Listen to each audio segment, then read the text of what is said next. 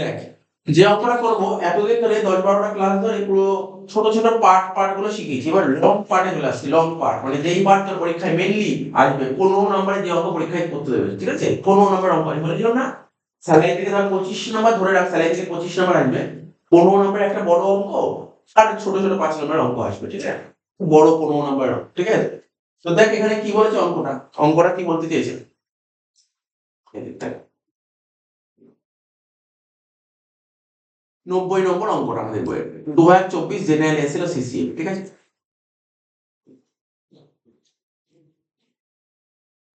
ঠিক আছে, কি বলেছে? Mrs Anju an employee of a private limited company, কোথায় জব করে? ও প্রাইভেট লিমিটেড কোম্পানিতে জব করছে, ঠিক আছে? প্রাইভেট লিমিটেড কোম্পানি জব করছে কোথায়? কলকাতা।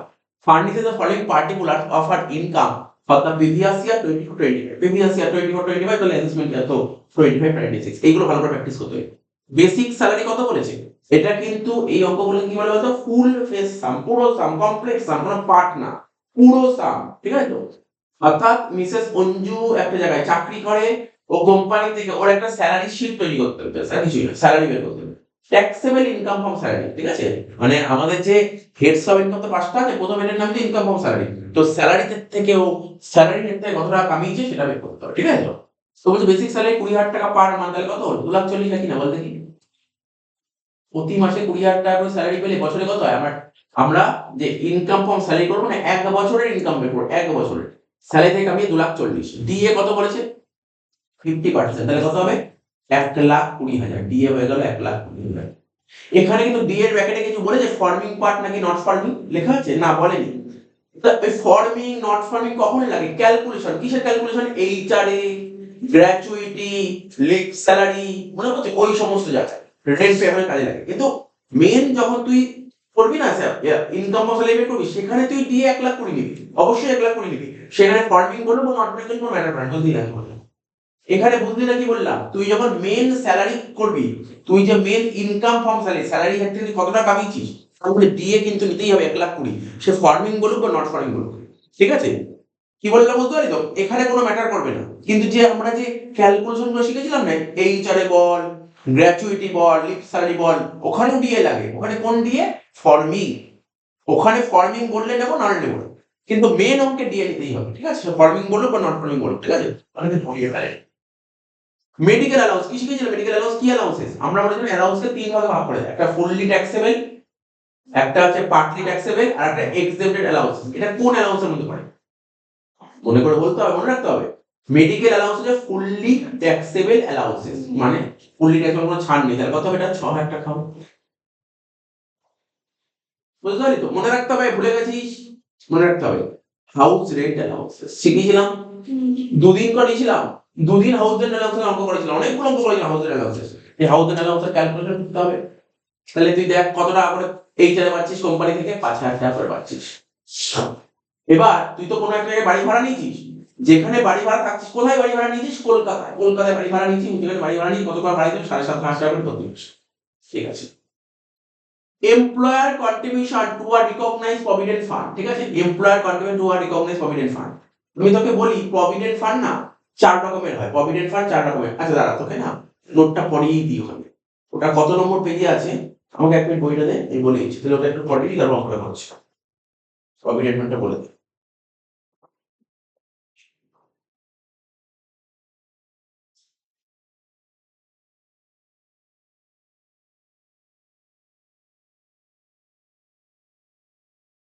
88 পেজ করে, 88 পেজ, 88 পেজ করে। তারপর এখানে আবার আসবো।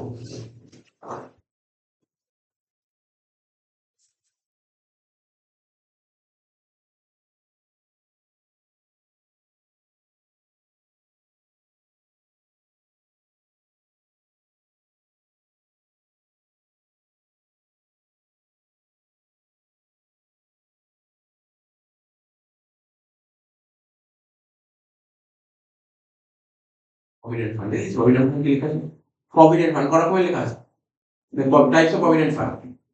একটা প্রভিডেন্ট ফান্ডকে বলে স্ট্যাটুটরি প্রভিডেন্ট ফান্ড, এসপিএফ। একটাকে বলে রিকগনাইজ প্রভিডেন্ট ফান্ড, এটাকে বলে, এটা যে ভেরি ভেরি ইম্পর্টেন্ট, এটাই তোকে মনে রাখতে হবে, আর কিছু মনে না রাখলেও চলবে। এটাই very very important, recognise provident fund, এটাই তোর পরীক্ষায় পাবে, রিকগনাইজ প্রভিডেন্ট। তাহলে কি কি বললো, প্রভিডেন্ট ফান্ড 4 রকমের হয়। একটাকে বলে স্ট্যাটুটরি প্রভিডেন্ট ফান্ড, একটাকে বলে রিকগনাইজ প্রভিডেন্ট ফান্ড, একটাকে বলে আনরিকগনাইজ প্রভিডেন্ট ফান্ড, আর একটাকে বলে পাবলিক প্রভিডেন্ট ফান্ড। আছে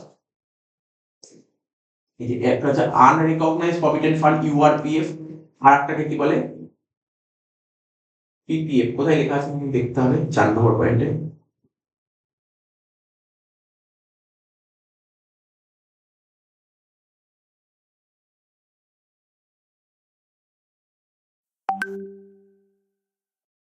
তো চিনি করে দেখাচ্ছি তোকে, একটা করে দেখাচ্ছি কি বললাম। আমি বললাম প্রভিডেন্ট ফান্ড 4 রকমের হয়, প্রভিডেন্ট ফান্ড 4 রকমের। কি কি বললাম, একটা স্ট্যাটুটরি প্রভিডেন্ট ফান্ড, একটাকে বলে স্ট্যাটুটরি প্রভিডেন্ট ফান্ড, একটা হচ্ছে রিকগনাইজ প্রভিডেন্ট ফান্ড, একটা হচ্ছে আনরিকগনাইজ প্রভিডেন্ট ফান্ড, আর একটা পাবলিক প্রভিডেন্ট ফান্ড। যেটা তোকে খুব ভালো করে জানতে হবে সেটা হচ্ছে তোর জেনারেলি স্ট্যাটুটরি প্রভিডেন্ট ফান্ড কারা পায়, government employee, government employee, government employee. তোর পরীক্ষায় দেবে কি সব নন গভর্নমেন্ট এমপ্লয়ি অঙ্ক দেবে, ঠিক আছে। তো রিকগনাইজ প্রভিডেন্ট ফান্ডের অঙ্ক করতে হবে, ঠিক আছে। কি বলছে দেখ, রিকগনাইজ প্রভিডেন্ট ফান্ডের রুলটা কি, রুলটা কি এখানে তো দেখতে পাচ্ছি না লেখা, রিকগনাইজ প্রভিডেন্ট ফান্ডের রুলটা তোকে দেখাচ্ছি, কোথায় লেখা আছে দেখুন, এই দেখ রুলটা বলছে। তাহলে তোকে বেসিক্যালি কি করতে হবে, প্রভিডেন্ট ফান্ড 4 রকমের হয়। একটা হচ্ছে স্ট্যাটুটরি প্রভিডেন্ট ফান্ড, একটা রিকগনাইজ, একটা আনরিকগনাইজ, আর একটা পাবলিক প্রভিডেন্ট ফান্ড। এবার নিয়ম এবার করতে হবে, এর রুলটা কি, রুল ছোট করে রুল লিখেছি, ওখানে তো ডিটেলস লিখে যাচ্ছে, রুলটা বলছি। ট্যাক্স ইনসিডেন্স কি বলেছে, স্ট্যাটুটরি প্রভিডেন্ট ফান্ড। আচ্ছা, প্রভিডেন্ট ফান্ড সম্পর্কে নলেজ আছে? প্রভিডেন্ট ফান্ড বুঝিস, প্রভিডেন্ট ফান্ডটা করে ধর আজকে ধর আমি একটা কোম্পানিতে চাকরি করছি, আজকে ধর আমি একটা কোম্পানিতে জব করছি, তাহলে আজকে যদি আমি একটা কোম্পানিতে জব করি, ঠিক আছে, তো তো সেই কোম্পানিতে আমার প্রতি মাসে যত টাকা স্যালারি আছে না, স্যালারি থেকে কিছু পরিমাণ টাকা কাটবে প্রভিডেন্ট ফান্ডের টাকা, ঠিক আছে। সাপোজ ধর আমার ধর প্রতি মাসে স্যালারি 60,000 টাকা, সাপোজ ধর প্রতি মাসে স্যালারি 60,000, কোম্পানির মালিক আমার স্যালারি থেকে 5,000 টাকা করে কাটবে। কত করে কাটলো, প্রতি মাসে 5,000 টাকা করে কাটবে। এইবার আমার থেকে যে আমার আমার মাইনা থেকে প্রতি মাসে 5,000 টাকা করে কাটলো, এবং সঙ্গে সঙ্গে মালিক আর অ্যাকাউন্ট থেকেও 5,000 টাকা দেবে, ঠিক আছে। তাহলে ব্যাপারটা বল, আমি প্রতি মাসে যত টাকা মাইনা পেলাম, মাইনা থেকে 5,000 টাকা কাটলো, কেটে টাকাটা সরালো, 5,000 টাকা সরালো, বাকি টাকা আমার হাতে দেবে। এবার যেহেতু মালিক আমার অ্যাকাউন্ট থেকে আমার মাইনা থেকে 5,000 টাকা কাটলো, ঠিক সম পরিমাণ টাকা, সেম পরিমাণ টাকা মালিক তার কোম্পানি থেকে দিয়ে দেবে। তাহলে কত হলো, 5 আর 5 কত হলো, প্রতি মাসে 10,000 টাকা একটা ফান্ডে ফেলবে, প্রতি মাসে 10 করে ফেলতে হবে, ঠিক আছে। তাহলে ফান্ডে টাকা জমা করে ফান্ডের উপর কি হবে, ইন্টারেস্ট হবে, আস্তে আস্তে একটা সময় পর এই টাকাটা সব ফেরত দিয়ে যাবে। এই টাকাটা তুই পেয়ে যাবি, এমন নেই তোর টাকাটা আটকে রাখলে, টাকাটা দিয়ে দেবে, যদি কোম্পানি যখন ছেড়ে দিবি কোম্পানি তোর টাকা দিয়ে দেবে, বা রিটায়ার করার পর রিটায়ারমেন্টের পর প্রভিডেন্ট ফান্ডের টাকাটা পাবে। বুঝলেন ব্যাপারটা কি, প্রভিডেন্ট ফান্ড জিনিসটা কি, এবং সবাই প্রভিডেন্ট ফান্ডের টাকাটা মাইনা থেকে কাটা, টাকাটাকে জমলো তো পরে টাকা পাবো, অনেক টাকা পাওয়া যাবে, ঠিক আছে। তো এখানে কি বললাম, তাহলে বল এই যে এটা কি বললাম স্যার, এটা আমার মাইনা থেকে কাটবে, তাহলে এটাকে কি বলতে পারি, এটাকে বলতে পারি ইয়েস, এটাকে বলে কি এমপ্লয়ি, কি লিখলাম, এটাকে বলে এমপ্লয়ি কন্ট্রিবিউশন। বুঝতে পারলি লাইনটা মানে কি লিখলাম, এমপ্লয়ি কন্ট্রিবিউট করে।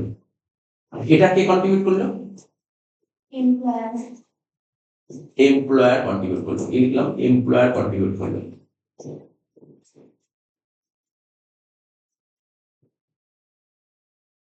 একটা এমপ্লয়ি কন্ট্রিবিউট করলো, একটা এমপ্লয়ার কন্ট্রিবিউট করলো, তাহলে কি লিখেছে, এমপ্লয়ার যদি কোনো কন্ট্রিবিউট করে, এমপ্লয়ার মানে মালিক যদি তার কোনো টাকা কন্ট্রিবিউট করে, সেটা কি লেখা আছে, সেম গভর্নমেন্ট কোনো ট্যাক্স, মালিক কন্ট্রিবিউট করলে গভর্নমেন্ট কোনো ট্যাক্স দেবে না। ব্যাপারটা বোঝ, মালিক কন্ট্রিবিউট করলে গভর্নমেন্ট ট্যাক্স দেবে না, কারণ ও সরকারি এমপ্লয়ি বলে, ঠিক আছে। তো কিন্তু এটাই যদি রিকগনাইজ প্রভিডেন্ট ফান্ড হতো, কি লেখা আছে, রিকগনাইজ প্রভিডেন্ট ফান্ডে কি লেখা আছে, মালিক কন্ট্রিবিউট করেছে, এক্সাম লেখা আছে, কি লেখা আছে, exam up to 12% of salary. মানে তুই ধর একটা কোম্পানি চাকরি করিস, কোম্পানিতে ভালো সরকারি সরকারি জায়গায় চাকরি করিস, তুই একটা কোম্পানি চাকরি করিস, তোর প্রতি মাসে যা স্যালারি, ঠিক আছে, প্রতি মাসে সাপোজ তোর স্যালারি 60,000 টাকা, ঠিক আছে। এইবার 60,000 টাকা করে স্যালারি, তোর কোম্পানি থেকে 20% কেটে দিল, 20% কেটে দিল, তাহলে গভর্নমেন্ট কত টাকা ট্যাক্স লাগে, 8% ট্যাক্স দেবে, বুঝিস কি বললাম। তাহলে সরকার যদি বলছে 12% অব্দি বেশি দিতে হবে, 12% বেশি যদি কন্ট্রিবিউট করে মালিক, তো ওই বাকি টাকার উপর ট্যাক্স দেবে। বলতে দিল স্যার যদি আমার মালিক 10% কন্ট্রিবিউট করে কোনো ট্যাক্স দেবো না, 12% অব্দি ফ্রি, 12% বেশি হলে ট্যাক্স দেবো। এমনি মানের মধ্যে হয় কি বলতে এলাম, আমার পরীক্ষায় কোনটা আসবে বারবার করে বল, কি বললাম কোনটা আসবে পরীক্ষায়, রিকগনাইজ প্রভিডেন্ট ফান্ড, মালিক কন্ট্রিবিউট করতে পারে, করবে, মালিক কন্ট্রিবিউট করবে, মালিক কন্ট্রিবিউট করলে, ঠিক আছে, পুরোপুরি ছাড় দেয় না। মালিক কন্ট্রিবিউট করলে 12% ছাড়। 12% কম যদি কন্ট্রিবিউট করে তাহলে পুরোপুরি ছাড়। 12% বেশি কন্ট্রিবিউট করলে যত রেট হলো ছাড়। সাপোজ ভাব তোর মালিক কন্ট্রিবিউট করে 10%, মালিক 20% কন্ট্রিবিউট, যেটা তোকে বললাম 20% কন্ট্রিবিউট করছে। ইনকাম ট্যাক্স কত পার্সেন্ট ছাড় দেবে? 12% ছাড় দেবে। তাহলে কত পার্সেন্টের উপর ট্যাক্স দেবে? 8%। এটা হলো স্যার আমার মালিক 20% কন্ট্রিবিউট করে। কত কন্ট্রিবিউট করে বলো? স্যার আমার মালিক 10% কন্ট্রিবিউট করেছে। পুরোটাই ছাড়। বুঝা গেল ব্যাপারটা? মাথায় রাখতে হবে। তাহলে কি একসঙ্গে কি কন্ট্রিবিউট, কি জিনিস বোঝালাম? তোকে স্ট্যাটিউটরি প্রভিডেন্ট ফান্ডটা বোঝালাম, আবার রিকগনাইজড প্রভিডেন্ট ফান্ডে কোনটা বোঝালাম? শুধুমাত্র এমপ্লয়ার বোঝালাম। এবার এমপ্লয়ি যে টাকাটা আছে, এমপ্লয়ি কন্ট্রিবিউট, তুই তোর মাইনাসে যে টাকাটা কন্ট্রিবিউট করবি, তোর মাইনাসে যে টাকাটা কাটছে ওটা তোর কন্ট্রিবিউশন। তোর কন্ট্রিবিউশন ছাড় পাওয়া যায়। কোথায় ছাড় পাওয়া যায়? আমরা সেকশন 80 এটা 4th সেমিস্টারে ফার্স্ট চ্যাপ্টার করব। 4th সেমিস্টারে গিয়ে করব ফার্স্ট চ্যাপ্টার, ঠিক আছে? রিডাকশন করব। এমপ্লয়ি কন্ট্রিবিউট করলে সেটা 80 সেন্স ছাড় পাওয়া যাবে। সেটা তুমি স্ট্যাটিউটরি প্রভিডেন্ট ফান্ড হোক বা স্ট্যাটিউটরি প্রভিডেন্ট ফান্ড হোক বা রিকগনাইজড প্রভিডেন্ট ফান্ড হোক, তাই এখানেও তাই লিখে তারপরে পড়। এটা কোথায় লিখে? রিকগনাইজড প্রভিডেন্ট ফান্ড তাই লিখতে হবে। এমপ্লয়ি কন্ট্রিবিউশন ডিডাকশন আছে 80, তখনও ছাড় পাওয়া যাবে 80 তে, এখানেও 80 তে। তাহলে গল্পটা বুঝতে পারলি? হ্যাঁ স্যার বুঝতে পারলি। এবার দেখ তারপর কি বলেছে? ইন্টারেস্ট। কি লেখা আছে? এই যে তুই যে প্রভিডেন্ট ফান্ডের টাকাটা জমছে, তো প্রভিডেন্ট ফান্ডের আজকে তুই যদি ব্যাংকে যদি কোনো জায়গায় টাকা জমাস, তার বদলে তুই কি পাবি? ইন্টারেস্ট পাবি। তেমনি প্রভিডেন্ট ফান্ডে তো টাকাটা জমছে, যে ফান্ডে যদি টাকা জমে তাহলে ফান্ডে টাকা জমলে ফান্ডের উপর কি পাবো? ফান্ডে ইন্টারেস্ট পাবো। এমন জায়গায় টাকা জমা তাহলে ইন্টারেস্ট পাওয়া যায়। তো বলছে ইন্টারেস্ট। তাহলে ভাব তোর ফান্ডে 1 লাখ টাকা জমা আছে। কত? 1 লাখ টাকা জমা আছে। সাপোজ টাকা জমা রাখলে টাকাতে ইন্টারেস্ট পাবো, 10% ইন্টারেস্ট পেলো, তাই তো? 10% ইন্টারেস্ট হলো, তাহলে ফান্ডে কত হলো? 1 লাখ টাকা ছিল আর 10% ইন্টারেস্ট হলো, ফান্ডের ভ্যালু কত হলো? 1%। তো এইভাবে কি বলছে? তাহলে কি ফান্ডের ভ্যালু বাড়বে, ইন্টারেস্ট পেলে ফান্ডের ভ্যালু বেড়ে যাবে। তাহলে interest paid two provident fund কি হবে? বুঝতে পারলি তো? এক্ষেত্রে এক্সেম্ট হবে। কার ক্ষেত্রে এক্সেম্ট হলো? Statutory provident fund exempt. কিন্তু স্যার রিকগনাইজে কোনো এক্সেম্ট নেই। রিকগনাইজে বলতে 9, তুমি যেখানে কন্ট্রিবিউট করছো সেখানে কত ইন্টারেস্ট দিচ্ছে। যদি 9.5% ইন্টারেস্ট দেয় তাহলে ফ্রি। যদি 9.5% এর বেশি ইন্টারেস্ট দেয় তখনই ট্যাক্সেবল। বোঝা গেল কি বললাম? এখানে এই যে পড়, এখানে পড়, ভালো করে পড়তে হবে না। কি লেখা আছে দেখ?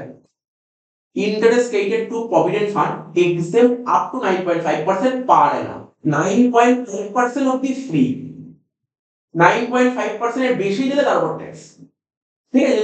স্যার 10% হলে 0.5% দেয়া। 11% হলে কত হচ্ছে? 1.5%। ঠিক আছে? সেটা তো মাথায় এমন কিছু বলে, এমন কিছু বলে। তাহলে বোঝা গেল ব্যাপারটা কি? কিন্তু আমি তোকে বলি তোর পুরো বই যত অঙ্ক সব অঙ্ক হয়ে যাবে প্রভিডেন্ট ফান্ডের যে অ্যাডজাস্টমেন্ট, দুটো পয়েন্ট পড়, দুটো পয়েন্ট। স্যার কোন দুটো পয়েন্ট আমাকে বলুন না? এইটা, এই পড়, এইটা পড়। আর কোনটা পড়বি জানিস তো? আর এইটা পড়। আর কিছু পড়ার দরকার নেই, তোকে বলে দিলাম। পুরো না জানলেও চলবে, শুধু এই দুটো পড়ে। এই দুটো অ্যাটলিস্ট পড়ে রাখতেই হবে। বাকি যদি নাও পড়িস চলবে, কিন্তু এই দুটো তোকে পড়তেই হবে, কোনো ছাড়াছাড়ি নেই দুটোতে। ঠিক আছে? সব অঙ্কে এই দুটো পয়েন্টই আছে। কি কি বললাম পর পড়তে হবে? রিকগনাইজড প্রভিডেন্ট ফান্ডে এমপ্লয়ার যদি কন্ট্রিবিউট করে, ইন্টারেস্ট। ঠিক আছে? তাহলে এমপ্লয়ার কন্ট্রিবিউট করলে কত পার্সেন্ট ছাড় আছে? 12%। আর ইন্টারেস্ট 9.5%। কি বলেছি এখানে লাস্ট একটা পয়েন্ট ছিল? লাম্প সাম পেমেন্ট। ঠিক আছে? ওই গভর্নমেন্ট এমপ্লয়ি রিটায়ার করেছে, প্রভিডেন্ট ফান্ড টাকা তুলে নিল, তাহলে লাম্প সাম পেমেন্ট হয়ে গেল। ঠিক আছে? আর এখানে কি বলছে? Non government employee. ঠিক আছে? এখানে কি বলছে? এগুলো না করলে হবে, জাস্ট বলছি এক্সাম্পশন পেয়ে যাবে কিছু কেসে, আদারওয়াইজ ট্রিটমেন্ট হবে অ্যাজ পার ইউআরপিএফ এর রুল ওয়াইজ ট্রিটমেন্ট হবে। ঠিক আছে? এখানে আবার স্যালারি বলছে না, 12% স্যালারি বলেছিল। স্যালারি বলতে কি বোঝায়? স্যালারি বলতে বোঝায় বেসিক। স্যালারি বলতে বোঝায় বেসিক, ডিএ ফর্মিং পার্ট, আর commission on sale fix percentage. ঠিক আছে? তাহলে এখানে লাম্প সাম পেমেন্ট এসব কিছু করতে হবে না। এই ইউআরপিএফ এর এই নোটটা ভালো করে, ইউআরপিএফ এইটা পরীক্ষায় আসে। কি এটা পরীক্ষায় আসে? স্যার এটা বড় কোনো নম্বর আসবে, শর্ট কোশ্চেন আসতে পারে। ইউআরপিএফ আমি পড়িয়েছিলাম কি কোন চ্যাপ্টার মধ্যে হেডস অফ ইনকাম যখন পড়েছিল এগুলো পড়েছিলাম। ইউআরপিএফ থেকে টাকা তুলে তার ট্রিটমেন্ট, ইউআরপিএফ থেকে যদি তুমি টাকা দাও তার রুলটা কি? এমপ্লয়ার যদি কোনো কন্ট্রিবিউট করে, ঠিক আছে, এখানে কি লিখেছে? Employer contribution.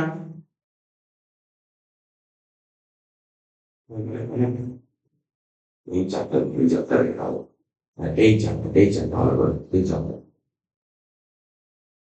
ইউআরপিএফ থেকে টাকা তুলিস তার ট্রিটমেন্ট কি হবে, এইটা ভালো করে করবে, পরীক্ষায় কোশ্চেন আসতে পারে। এমপ্লয়ার যদি কোনো টাকা কন্ট্রিবিউট করে, এমপ্লয়ার যদি কন্ট্রিবিউট করে, ঠিক আছে, এটা কোথায় আসবে বলে দিচ্ছি। এমপ্লয়ি যদি কন্ট্রিবিউট করে সেটা কোথায় আসবে বলে দিচ্ছি, ঠিক আছে। এটা করলাম, এমপ্লয়ার কন্ট্রিবিউট করলে কি হবে, এমপ্লয়ার যদি কন্ট্রিবিউট করে চলে আসবে স্যালারি।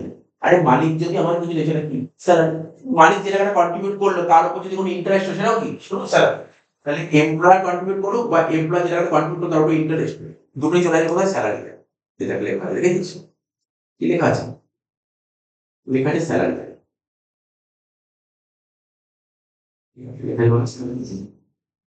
ঠিক আছে।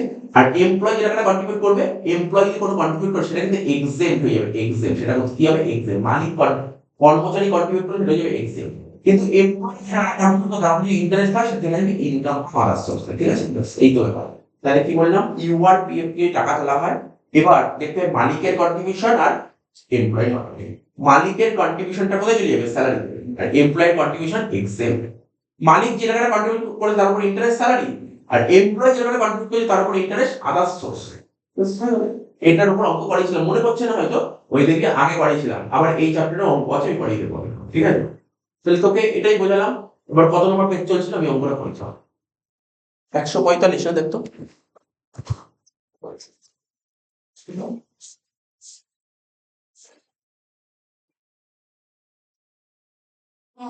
দেখ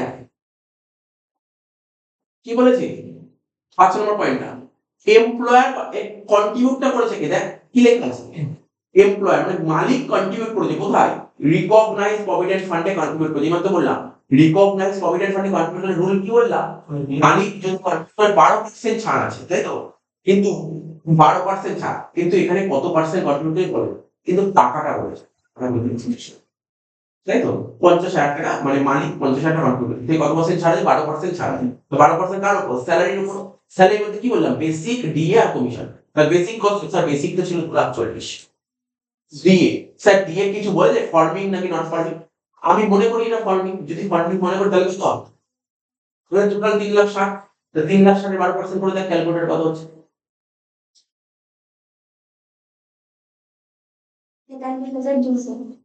43,200। তাহলে এত টাকা ছাড় হয়ে গেল, 50,000 টাকা, 50,000 টাকা কন্ট্রিবিউট করতে দেখতে ছাড় হয় কত হচ্ছে, 6,800 টাকা হলো, বুঝতে পারলি। আচ্ছা, তারপর হচ্ছে ইন্টারেস্ট পেইড টু আরপিএফ, তার মানে এমন জায়গায় টাকা কন্ট্রিবিউট করেছে যেখানে কত পার্সেন্ট করে সুদ দেয়, 12%। কি বলেছিলাম, 9.5 এর বেশি হলে ট্যাক্সেবল। তাহলে কত এক্সট্রা আছে বল, 2.5, 2.5, ভালো করে বুঝবে, ক্যালকুলেশনটা বুঝে ক্যালকুলেশন দেখবি। এই যে আমি এমন একটা জায়গায় এমন ফান্ডে টাকা রেখেছি, যেই ফান্ডে টাকা ফান্ড আমাকে কিছু ইন্টারেস্ট দেবে, ভালো করে। তো 12% ইন্টারেস্টের ভ্যালুটা কত, ইন্টারেস্ট কত হচ্ছে, 12,000 টাকায় তো 12% নাকি, তাহলে এর মধ্যে কত পার্সেন্ট এক্সট্রা আছে, 2.5%, 2.5% মানে কত, অনেক যদি ভুল করে এটা করি সেটা করলে কেটে দেবে, কোনটা করলে 12,000 উপর 2.5% করলে কেটে দেবে, 12,000 উপর 2.5% করলে কেটে দেবে। ব্যাপারটা বুঝবি, একটু ধরে ধরে বোঝ ব্যাপারটা কি, তুই যেই ফান্ডে টাকা সেই ফান্ড থেকে কত পার্সেন্ট ইন্টারেস্ট দিচ্ছে, 12% ইন্টারেস্ট দিচ্ছে, তো 12% কত টাকা এসছে, 12,000 টাকা এসছে, তাই 12,000 টাকা তো পুরো নেওয়া উচিত না, কতটা এক্সট্রা আছে, 2.5%, তো এক্সট্রাটা ট্যাক্স দিতে হবে, এক্সট্রার উপর ট্যাক্স দিতে হবে, বুঝতে পারলি তো, এক্সট্রার উপর ট্যাক্স দিতে হবে, কত পার্সেন্ট এক্সট্রা, 2.5%, তো 2.5% কত, 2,500 টাকা, ওইটা হচ্ছে ট্যাক্সেবল, ঠিক আছে, বাকি টাকা তো ফ্রি। আচ্ছা, তারপর কি বলেছিল, বলেছিল দেখ এলআইসি প্রিমিয়াম, এই তো পড়ালাম তো ক্লাসগুলোতে, এলআইসি প্রিমিয়াম টাকাটা কে দিয়েছে, মালিক দিয়েছে। মালিক যদি কিছু দেয় তাহলে কি বলা হয়, মালিকের কাছ থেকে যদি এমপ্লয়ের কাছ থেকে এমপ্লয়ি কোনো রকম বেনিফিট পায় তাকে কি বলা হয়, পার্কিউ দিস, এটা পার্কিউ দিস, এটা পার্কিউ দিস, ঠিক আছে। Professional tax paid by employer, এটা কে পে করে, প্রফেশনাল ট্যাক্স পেমেন্ট কি করেছে, মালিক পে করে, পার্কিউ দিস। প্রফেশনাল ট্যাক্সের নিয়ম কি বলেছিলাম, কতটা মনে আছে, প্রফেশনাল ট্যাক্স বলছে, প্রফেশনাল ট্যাক্স পেমেন্ট করেছে কে, মালিক পেমেন্ট করে, পার্কিউ দিস। এইবার লাস্টে প্রফেশনাল ট্যাক্সের ছাড় পাওয়া যায়, প্রফেশনাল ট্যাক্সের ছাড় পাওয়া যায়, ঠিক আছে, ডিডাকশন আন্ডার সেকশন 16 আছে, প্রফেশনাল ট্যাক্সের ছাড় পাওয়া যায় 1500 টাকা, তুই ক্লাস করেছি ওখানে করানো ছিল, ঠিক আছে, আমি ডিডাকশন 16 করেছি, প্রফেশনাল ট্যাক্সে 1500 টাকা ছাড় পাওয়া যায় লাস্টে, ছাড় পাওয়া যায়। প্রফেশনাল ট্যাক্সের ছাড় তো সবসময় পাবে, যেই পেমেন্ট করো। প্রফেশনাল ট্যাক্সের ছাড় অবশ্যই পাওয়া যাবে, যেই পেমেন্ট করো ছাড় পাওয়া যাবে। মানি পেমেন্ট করলেও ছাড় পায়, এমপ্লয়ি পেমেন্ট করলেও ছাড় পায়, কোনো সমস্যা হয় না। তো কি সি ওয়াজ প্রোভাইডেড, তাকে একটা কার্ড প্রোভাইড করে। কার সি কি কারের নিয়ম করেছি কত 1.2 litre current capacity without driver, driver নেই, এমপ্লয়ি ড্রাইভ করতে পারে। কি পারপাসে? Both purpose, official and private purpose, ঠিক আছে। বন্ড বাই এমপ্লয়ার, গাড়িটা প্রোভাইড করেছে কে? গাড়ি প্রোভাইড করেছে কে? কোম্পানি। খরচা করেছে কে? কোম্পানি। দুটো কাজই কোম্পানি করেছে। ক্যাপাসিটি কত? 1.2। ইউজ কি? Both purpose. এর নিয়ম কি হবে এখানে? আকর্ষণ ইনফো পারপাস। বোঝা গেল? বুঝা গেল? অঙ্ক শেষ। এই তো অঙ্ক শেষ হলো যেটা এরকম অঙ্ক অনার্স এরকমই অঙ্ক আসে, ঠিক আছে। তোমার অঙ্কটা মোটামুটি পুরো পড়ে দেখ, আমি 20 মিনিট ধরে অঙ্কটা বানিয়ে দিলাম। এবার বুঝতে পেরেছিস তো অঙ্কটা? বুঝেছিস তো? এবার দাগ কাট, স্যার কটা দাগ কাটতে হবে? রুমে দুটো দাগ কাটলেই হয়ে যাবে মনে হচ্ছে। রুমে দুটো দাগ কাট, তাহলেই হয়ে যাবে। দুটো হলে 3টে দাগ কাট, মেটর 3টে দাগ কাট।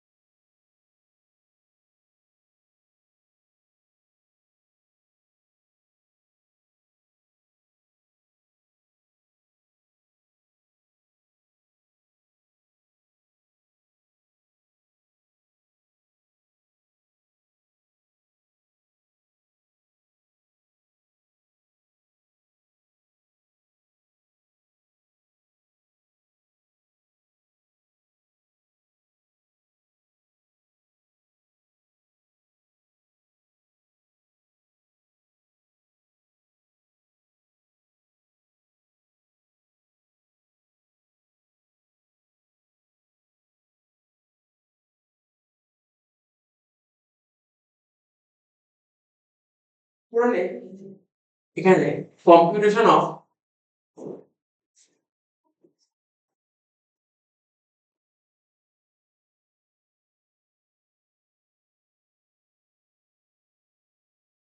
ইনকাম ফ্রম স্যালারি,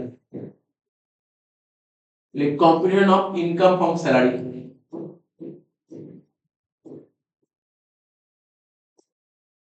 কি নাম ছিল? Mrs NGO. Mrs NGO. Computation of income salary of Mrs NGO.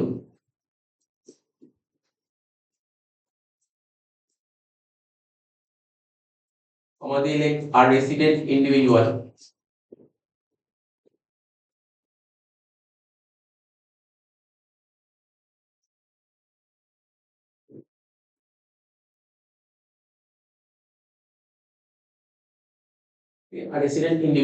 for the assessment year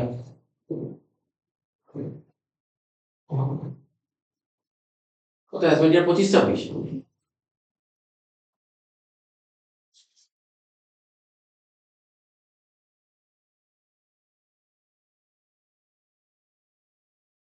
relating to the previous year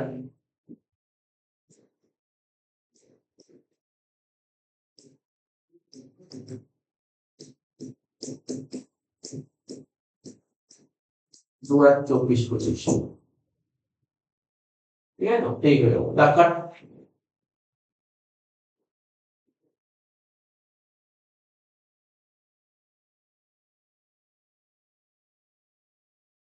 मुझे 3 नंबर बोलो ना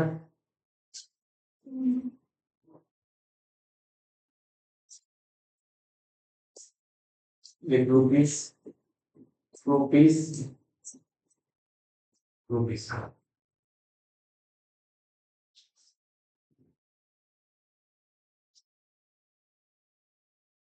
তুমি দেখলে বেসিক স্যালারি এটা পার্টিকুলারস লিখে জানিস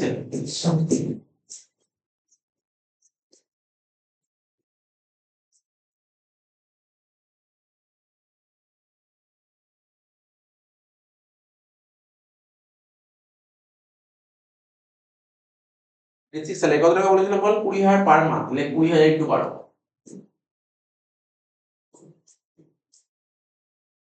12 দুগুণ 24 2,40,000 লাস্টের বারে 2,40,000 এবার লিখো কি ডিএ ডিআরএস অ্যালাউন্সেস কত টাকা বলেছে বল ডিএ ডিএ কত হবে 50%, 50% অফ 2,40,000, 1,20,000, লাস্টের ঘরে বসলো 1,20,000। নেক্সট কি বলেছিল, মেডিকেল অ্যালাউন্স, লেখ medical allowance.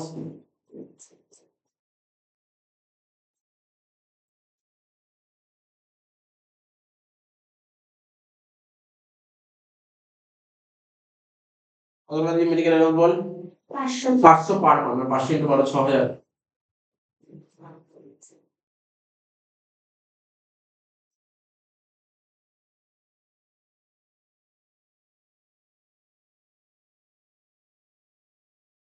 House rent allowances, এরপরে দেখ লেখ হাউস রেন্ট অ্যালাউন্সেস, তাই তো মনে আছে হাউস রেন্ট অ্যালাউন্সের রুল, ওইটাই করব, ওই সেম রুল কেন করেছিলাম। লেখ হাউস রেন্ট অ্যালাউন্সেস কত টাকা ছিল,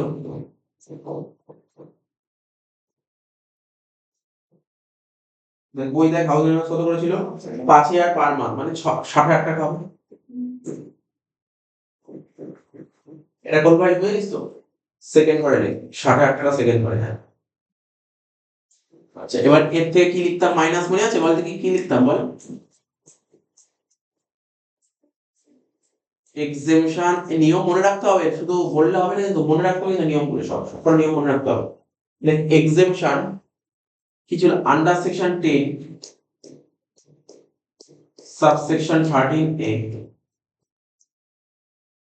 rule 2A but will be list of the followings,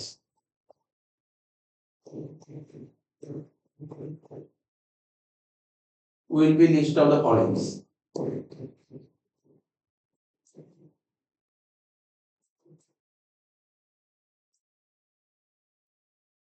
ঠিক আছে, প্রথমে কি লিখতাম বল, এইচআরএ, তাই তো হাউস রেন্ট অ্যালাউন্সেস, এইচআরএ কত টাকা ছিল, এইচআরএ দেখো 60,000 টাকা, কোথায় লিখবো, এই প্রথম ঘরটা লিখলাম 60,000 টাকা।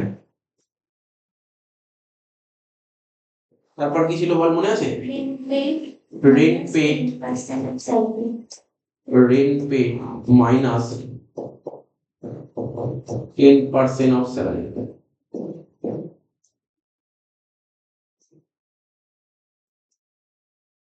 রেন্ট পেড কত করেছিল বল, 5,000 টাকা করে দিয়েছিল নাকি 7,500, 7,500, তাই তো সেটা লিখবো 7,500 ইন্টু 12, ঠিক আছে, মাইনাস 10% অফ স্যালারি। স্যালারি বলতে মনে করছি এখানে ডিএটাও হচ্ছে, ডিএ ফর্মিং পার্ট, তাই তো তাহলে 2,40,000 আর 3,60,000 কত হচ্ছে, সে 2,40,000 1 লাখ পার, 3,60,000, 3,60,000 এর 10%,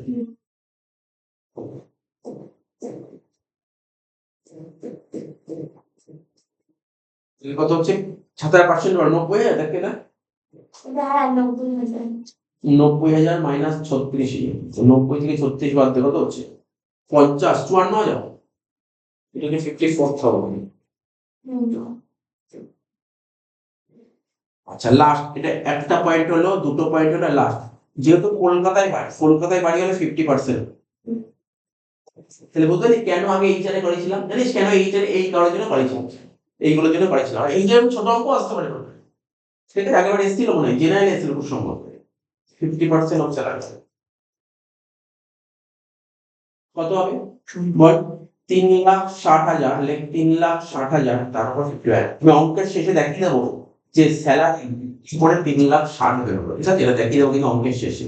1,80,000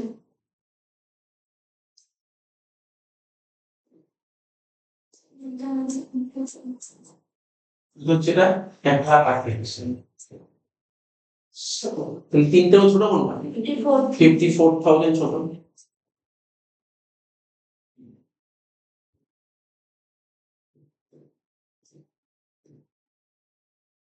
এবার দেখ 60 থেকে 54 বাদ দিলে কত হয়, 6,000 টাকা। কেন ওই তিনটে ঘর করেছিলাম, এইচআরের অঙ্ক থাকলে তিনটে ঘর করতে, এইচআরের অঙ্ক না থাকলে দুটো ঘর করলে হবে, ঠিক আছে, আচ্ছা হয়ে গেল, এইচআরে কমপ্লিট।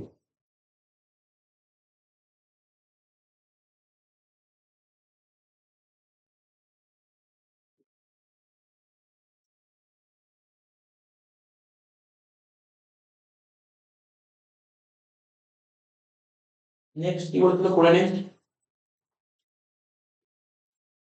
আর সেরকম কিছু দেখতে পাচ্ছি না। হ্যাঁ, প্রভিডেন্ট ফান্ড ছিল, প্রভিডেন্ট ফান্ড কি লিখবো, লেখ employer contribution to recognise provident fund, লেখ employer contribution to recognise provident fund, লেখ নেক্সট লেখ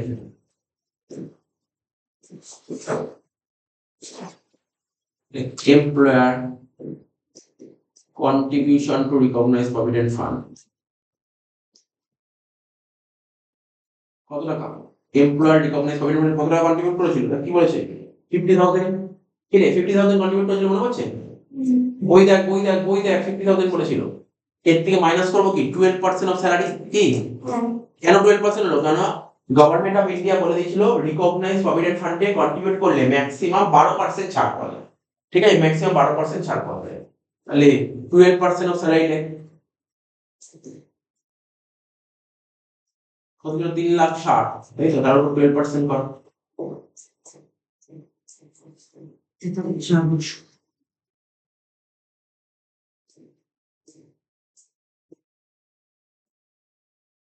তাহলে 6,800 টাকা হয়ে গেল। এবার কি ছিল, ইন্টারেস্ট পেইড টু আরপিএফ, তাই তো, ইন্টারেস্ট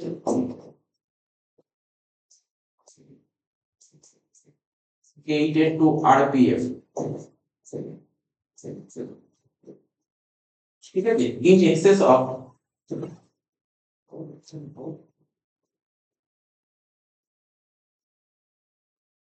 9.5% পার annum, ঠিক আছে, interest paid two RPF in access 9.5% per annum, কত ছিল ইন্টারেস্ট বল 12,000 টাকা, তাই তো? ঠিক আছে, 12,000 টাকা, এটা কত পার্সেন্ট 12%, তাহলে এক্সট্রা কত হচ্ছে 2.5%, কত হচ্ছিল বল,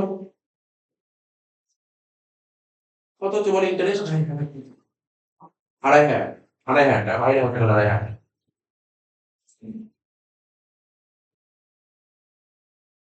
ঠিক আছে, তো সেরকম কিছু নেই।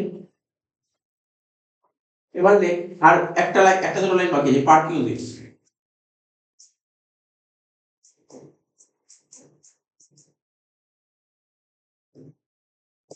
Under section 17 subsection 2, part uses under section 17 subsection 2 কি বলেছে, LIC premium paid by the employer, লেখ এলআইসি প্রিমিয়াম 6,000 টাকা, লেখ এলআইসি প্রিমিয়াম কত 6,000, লেখ এলআইসি প্রিমিয়াম 6,000, লেখ এলআইসি প্রিমিয়াম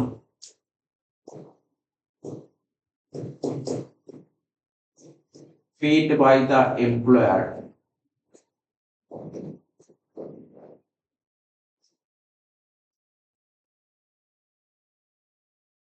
তো 6,000। নেক্সট কি ছিল এলআইসি প্রিমিয়ামের পর, প্রফেশনাল ট্যাক্স, লেখ প্রফেশনাল ট্যাক্স 1,500, লেখ প্রফেশনাল ট্যাক্স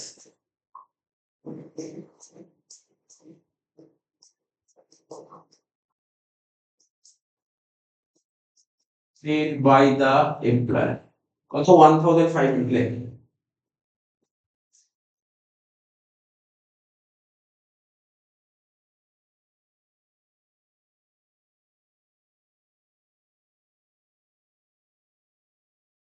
নেক্সট কি ছিল কার্ড, তাই তো, কার্ড কার্ড কত বলেছিল, কার্ডের ট্রিটমেন্ট আগে বলেই দিলাম 1800 × 12 লিখে দিচ্ছি,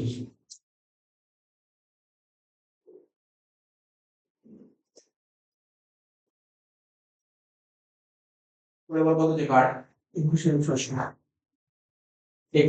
টাকা,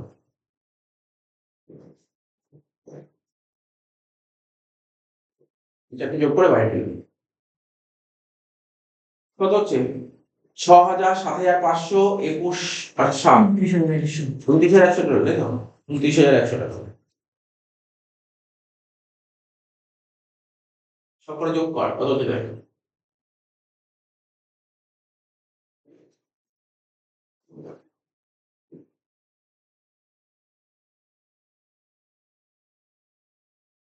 বল কত হচ্ছে রোল করে 4,10,400 এরকম বেরোচ্ছে। 4,10,400,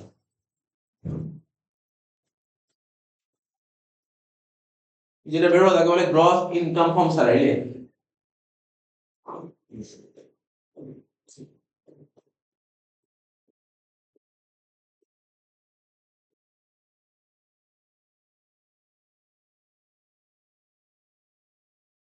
যেটা বেরোলো তাকে বলে গ্রস ইনকাম ফ্রম স্যালারি, লিখিস তো, গ্রস ইনকাম ফ্রম স্যালারি হয়ে গেল। এবার দেখ এর থেকে কি করতে হয়, তোকে তো ইনকাম ফ্রম স্যালারি বের করতে হবে, গ্রস না, এতে ডিডাকশন বাদ দিতে হয়, ডিডাকশন। ওই যে মনে হয় হাউস বডি ডিডাকশন কত নম্বর ধারা ছিল, মনে হয় হাউস বডি ডিডাকশন কত নম্বর ধারা ছিল, হাউস প্রপার্টি 16 বল, হাউস প্রপার্টি কত নম্বর ধারায় লেখা ছিল মনে আছে, 24 নম্বর ধারায় লেখা ছিল হাউস প্রপার্টি, হাউস প্রপার্টি ছিল 24 নম্বর ধারা, ঠিক আছে। তেমনি স্যালারির ধারা হচ্ছে 16 নম্বর ধারা, স্যালারি 16 নম্বর ধারা, ডিডাকশন আন্ডার সেকশন 16 প্রথমে লিখতে হবে স্ট্যান্ডার্ড ডিডাকশন।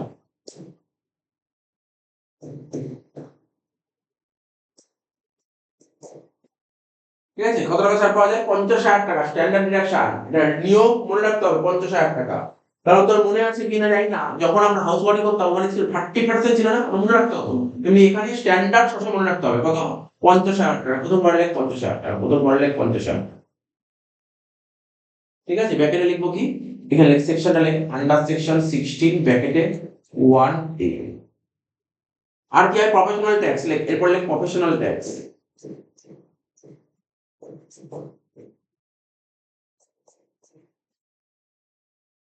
কত ছিল এবারে, প্রফেশনাল ট্যাক্স যেই পেমেন্ট করুক ছাড় পাওয়া যায়, যেই পেমেন্ট করুক না কেন ছাড় পাওয়া যায়। প্রফেশনাল ট্যাক্স কত নম্বর ধারায় লেখা আছে, লেখ আন্ডার সেকশন 16 সাবসেকশন 3 1500 টাকা, কত হচ্ছে 51,500 টাকা, বা যোগ্য কর সুযোগ। স্যার কত নিব? এই তো 51,500 টাকা, 50 আর 1,500 করে 51,500, এটা 3 লাখ 3,58,900। 3,58,900 টাকা, যেটা বলবো তাকে বলে ইনকাম ফ্রম স্যালারি।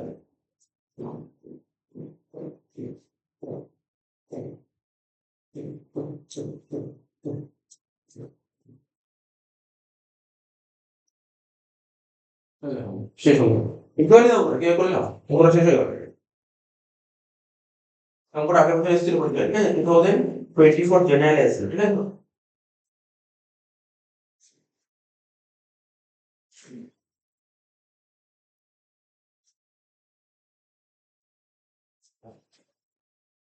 ঠিক আছে, সিসিএফ এসেছিল, অঙ্কটা করে দিল, জেনারেল এসেছিল, এবার অনার্স এর অঙ্কটা করো।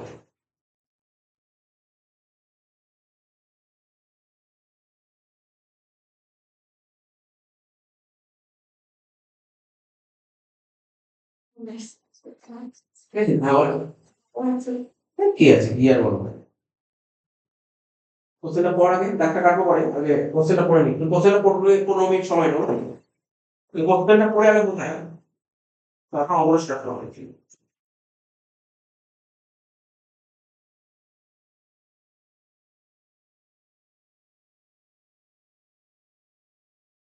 কি বলেছে, বলছে মিস্টার সুকান্ত ধারা is an employee of XYZ limited, কোথায় চাকরি করে, প্রাইভেট কোম্পানি চাকরি করে, XYZ লিমিটেড করেছে।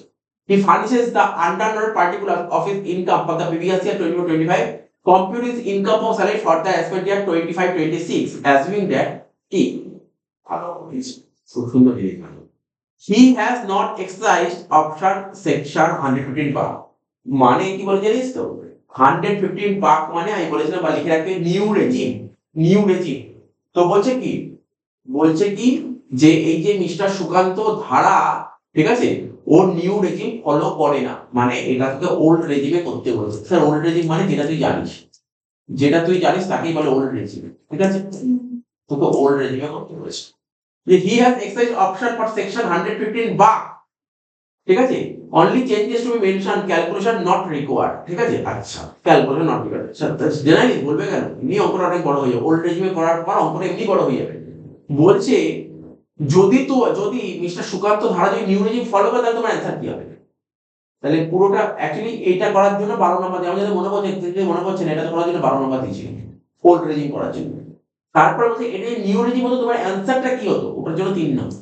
বলছে এর জন্য কোনো ওয়ার্কিং ক্যালকুলেশন করার দরকার নেই, জাস্ট তুই নরমালি করবে, কি বললো বলতে পারলি, কি বললো। আচ্ছা দেখ, তাহলে মেইনলি কোথায় ফোকাস করবি, বি নম্বর আগে ফোকাস করতে হবে না, ফোকাস করতে হবে কোনটা, ওল্ড, মানে এটাই করতে বলেছে, বিটা তো পরের পার্ট, বুঝতে পারলি তো? মানে শুধু বি করলে তো হবে না, তোমাদের এ করতে হবে, এ করার জন্য 12 নাম্বার দিয়েছে আর বি করার জন্য 3 নাম্বার দিয়েছে, ঠিক আছে তো? তাহলে প্রথমে মেন পার্টটা দেখ, যেটা তুই জানিস এতদিন ধরে যেটা শিখিয়েছি, ওটাই হচ্ছে মেন। বেসিক স্যালারি 1,70,000 ইনটু 12 হবে, কোনো ডাউট নেই এখানে। ডিএ বলেছে কি, ভালো করে শোন, ডিএ যেটা বেরোবে তার উপর 60% করে দিবি ডিএ। বলছি কি 40% forming part of retirement benefit. তার মানে কি, ওই যখন এইচআরএ করব তখন ডিএ কত নেব? ডিএ যেটা বেরোবে ক্যালকুলেট করে তার 40%, ঠিক আছে? গ্র্যাচুইটি যদি করতে হয় তখন 40% নেব, লিপসারি করতে হলে 40% নেব, প্রভিডেন্ট ফান্ড করতে হলে 40% নেব, আরএফএ করতে হলে 40% নেব, যাই করো 40% নিই, ঠিক আছে তো? কার 40% করব, কার 40%? ডিএ 40%। মেন অঙ্কে ডিএ 60% নেব, ক্যালকুলেশনে 40%, এটা গুলিয়ে ফেলবি। এইটা কিন্তু গুলানো চলবে, যখন করবো বুঝবে। এইচআরএ কত বলছে, বেসিক স্যালারি 15% এইচআরএ। ও যেখানে বাড়ি ভাড়া নিয়েছে সেখানে 35,000 টাকা করে প্রতি মাসে ভাড়া দেয়, ঠিক আছে? কোথায় ভাড়া নিয়েছে? কলকাতা। কলকাতা 35,000 টাকা করে বাড়ি ভাড়া দিচ্ছে। মেডিকেল অ্যালাউন্স, আগের অঙ্কে করলে মেডিকেল অ্যালাউন্স কি বলেছিলাম, ফুললি ট্যাক্সেবল, মানে 5,000 ইন্টু 12, এটা ব্যাকেটে বেকার কথা দিয়েছে, বেকার কথা, ঠিক আছে? 5,000 ইন্টু 12 60,000 টাকা। হি অ্যান্ড হিজ এমপ্লয়ার, মানে কি বলছে, হি মানে সুকান্ত ভাড়া, তার এমপ্লয়ার মানে তার মালিক, বস, ঠিক আছে, কন্ট্রিবিউট করেছে কত, 14%। ও 40%, মানে যে সুকান্ত ধারা, ও নিজে 14% কন্ট্রিবিউট করেছে, ওর বসও 14% কন্ট্রিবিউট করেছে। স্যার ও যেটা কন্ট্রিবিউট করেছে, ও যেটা কন্ট্রিবিউট করবে সে তো চলে যাবে 4% করবে, মানে এমপ্লয়ি যে টাকাটা কন্ট্রিবিউট করে সেই টাকাটা ছাড় পাওয়া যায়, 80 তে ছাড় পাওয়া যায়, কিন্তু মালিক যেটা কন্ট্রিবিউট করে সেটা হচ্ছে স্যালারি। মালিক যত টাকা কন্ট্রিবিউট করবে সেটা হচ্ছে স্যালারি। তো মালিক কত কন্ট্রিবিউট, 14%, কিন্তু কত পার্সেন্ট ছাড় আছে, 12%। তাহলে এখানে আসবে 2%, স্যালারি 2%, ঠিক আছে? স্যালারি 2%। ইন্টারেস্ট কত বলেছে, 11%, তাহলে কত পার্সেন্ট এক্সট্রা আছে বল, হিসাব কর। 1.5%, 1.5%। তো করে দেবো ক্যালকুলেশন। আগের অঙ্ক দেখ, আগের অঙ্ক করার পরে এখন কঠিন লাগছে, এখন কিন্তু কঠিন লাগছে, পয়েন্ট পয়েন্ট অনেক থাকতে পারে, কঠিন কি লাগছে এখন তো কঠিন না, একই। আর এরকম অঙ্কই প্রতি বছর আসে, এরকমই অঙ্ক আসে। হিজ পার্সোনাল ইলেকট্রিক বিল 32,000 টাকা পার আনা, মানে বছরে 32,000 টাকা, যার মধ্যে 12,000 টাকা and balance is paid by employer। এই 12,000 টাকা কোশ্চেন একটু পড়ে নি, 12,000 টাকা and balance is paid by employer। ও আচ্ছা আচ্ছা, সরি, আমি তো পুরো, ও না, এখানে তো পুরো লেখা নেই এখানে, না ঠিক আছে। ধর আজকে ধর আমি একটা কোম্পানি চাকরি করছি, আমি যে বাড়িতে থাকছি, আমার বাড়ির ইলেকট্রিক বিল 32,000 টাকা আসছে, 32 হতে 12,000 টাকা আমি দিয়ে দিয়েছি, আর বাকি 20,000 টাকা কে দিয়েছে, দেখ 20,000 কে দিয়েছি, বাকি 20,000 টাকা মালিক দিয়েছে। তাহলে আমি যে টাকা দিয়েছি এটা কি আমার স্যালারি পার্ট? আমি যে টাকাটা দিয়েছি ইলেকট্রিক বিল সেটা কি স্যালারি পার্ট? না। মালিক যে টাকা দিয়েছে ওটা স্যালারি পার্ট, ওটা আসবে। তাহলে 20,000 টাকা যে আমি মালিকের থেকে ইলেকট্রিক বিলের টাকাটা পেলাম, এটা কি আমার কাছে এক্সট্রা অ্যাডভান্টেজ? দ্যাট মিন্স এটা কোথায় যাবে, পার্কিউসিক্স 20,000 টাকা। বুঝিস না আমি কি বললাম? 20,000 টাকা চলে যাবে পার্কিউসিক্স। বল বুঝেছিস কি বুঝিস? মনের মধ্যে ডাউট থাকলে কোশ্চেনগুলো করে নিবি, শেষ হয়ে যাবে। কি বলেছে এবার, আকার 20 এইচপি, কারেন্ট ক্যাপাসিটি কত, 20 এইচপি, 20 এইচপি, তার মানে 16 এর বেশি। কার্ডটা প্রোভাইড করেছে কে, কোম্পানি কার্ড প্রোভাইড করেছে। কার্ডটা কি পারপাস ইউজ করা হচ্ছে, বোথ পারপাস ইউজ করা হচ্ছে, ঠিক আছে? সারা বছর ধরে রানিং, মানে খরচা, গাড়ির পেছনে খরচা করেছে কে, ড্রাইভার স্যালারি মিলে।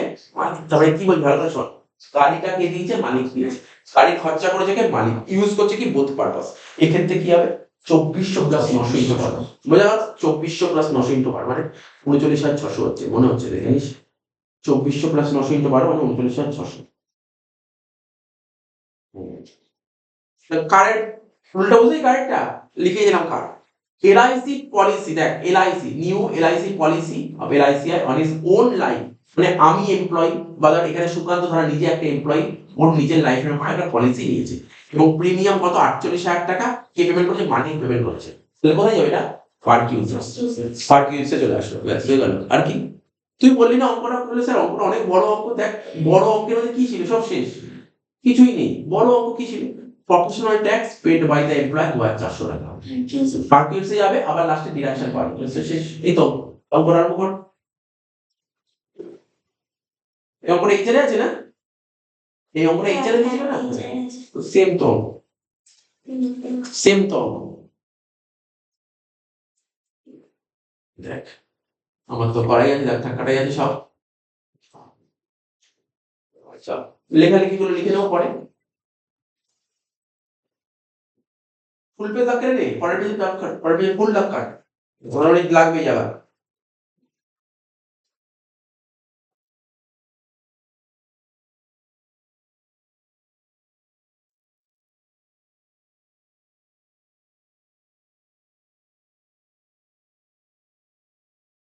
দেখ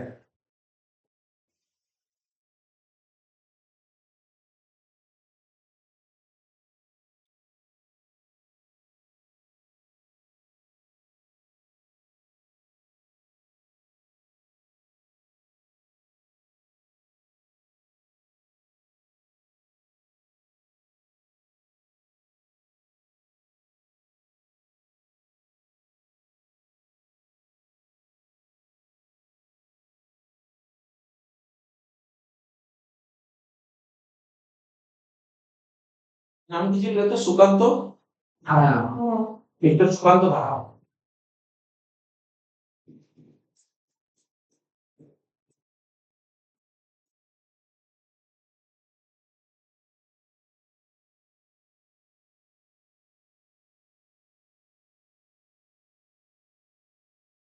দেখ একটা করে লিখছি, বেসিক স্যালারি 1,70,000 ইনটু 12, লেখ 1,70,000 ইনটু 12, ঠিক আছে? ক্যালকুলেটর নেই, লেখ বেসিক স্যালারি। ওকে, নাম্বার 1 দিচ্ছিস নাকি? কোনো এক ফ্যাক্ট দিতে নেই, ঠিক আছে? নরমালি করতে হবে। বেসিক স্যালারি 1,70,000 ইনটু 12 কত হচ্ছে? 20,40,000। 20,40,000, লাখ থেকে বাড়বে 20,40,000, 20 লাখ কত হবে? ঠিক আছে? ডিএ, ডিএ কত বলেছিল কোশ্চেন পর? বলেছিল বেসিকের উপর 60%, তার মানে কত হবে? 20,40,000, ঠিক আছে, ইনটু 60% করে কত হচ্ছে? 12,24,000। 12,24,000।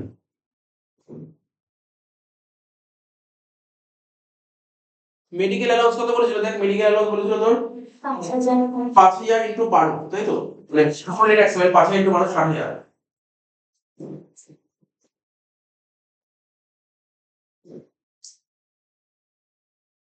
তারপর কি বলছে, হাউসের অ্যালাউন্স কত করে পাবে? এই জানে কত টাকা করে পাবে প্রতি মাসে? 15% পাবে, 15%। বেসিকের 15%, তাহলে 20,40,000 এর 15% করে দেখবেন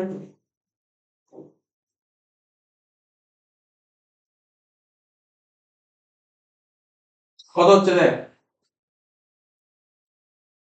20,40,000 এর উপর 15% কর, 3,06,000। 3,06,000 বললো, তাহলে সেকেন্ড করে লেখ 3,06,000। এই জানে 3,06,000, এখানে লিখলাম। রেন্ট পেড কত টাকা করে ভাড়া দিচ্ছে? দেখ ভাড়া দিচ্ছে কত করে রেন্ট? 35,000 টাকা পার মান্থ, 35,000 টাকা পার মান্থ। তাহলে লিখবো কি? 35,000 ইনটু 12, ঠিক আছে তো? 35,000 ইনটু 12 লিখলাম তো, 35,000 ইনটু 12, এই বাবা 12% লিখে দিই ভুল করে। 35,000 ইনটু 12 কত যেতে? 35,000 ইনটু 12 করে, 35,000 ইনটু 12 করে কত হচ্ছে? 4,20,000। এখানে লিখলাম 4,20,000,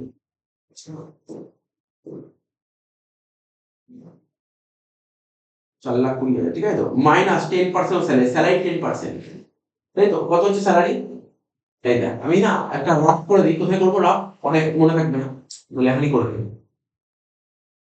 নিচে করো ওয়ার্কিংস, ওয়ার্কিংস লে স্যালারি, নিচে ওয়ার্কিংস লে স্যালারি, লেখ salary for the purpose of, salary for the purpose of house rent allowances, salary for the purpose of HR, লেখ salary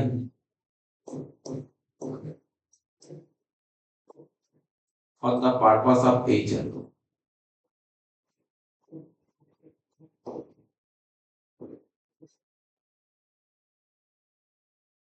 salary for the purpose of HR, ঠিক আছে তো? তাহলে কি ছিল নিয়ম? ছিল বেসিক,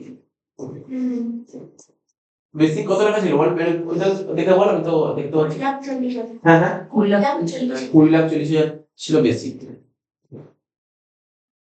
দিয়ে দিয়ে কত বের করেছিল আমরা বল দিয়ে 24,000 দিয়ে 12,24,000 তাই তো 12,24,000 মনে 40%। এর উপর 40% বলছে রিটার্ন রেট কত 40% করে 12,24,000 এর উপর 40%।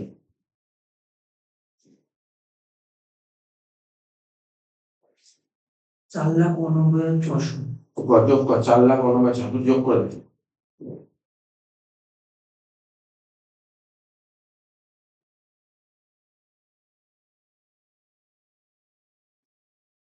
25,29,600 হয়ে গেল 25,29,600 টাকা।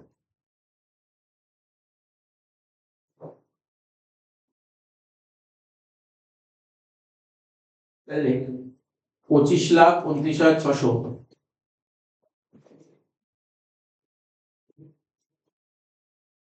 ইন্টু 10%, তাহলে 2,52,960।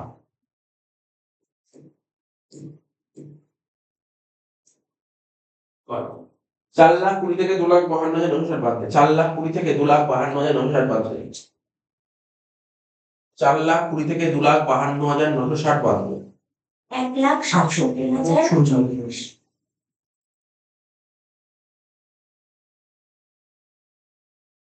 1,67,040।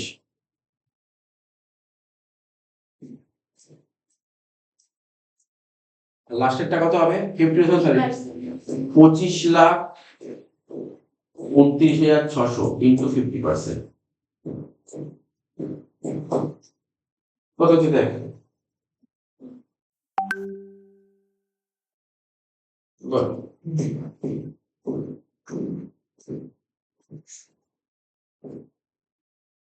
কত হচ্ছে দেখ 600 বলেছে দিতে হবে 12,64,800 হ্যাঁ 3 ছোট বললাম 1,67,040 1,67,040 টাকা বাদ দে 3,06,000 থেকে 1,67,040 বাদ দে 3,06,000 থেকে 1,67,040 বাদ দে 3,06,000 থেকে 1,67,040 বাদ দে ঠিক আছে 3,06,000 1,38,960 1,38,960 হয়ে গেল সব কমপ্লিট এত অব্দি ক্লিয়ার তো স্যার একটু বানানটা লিখে নিন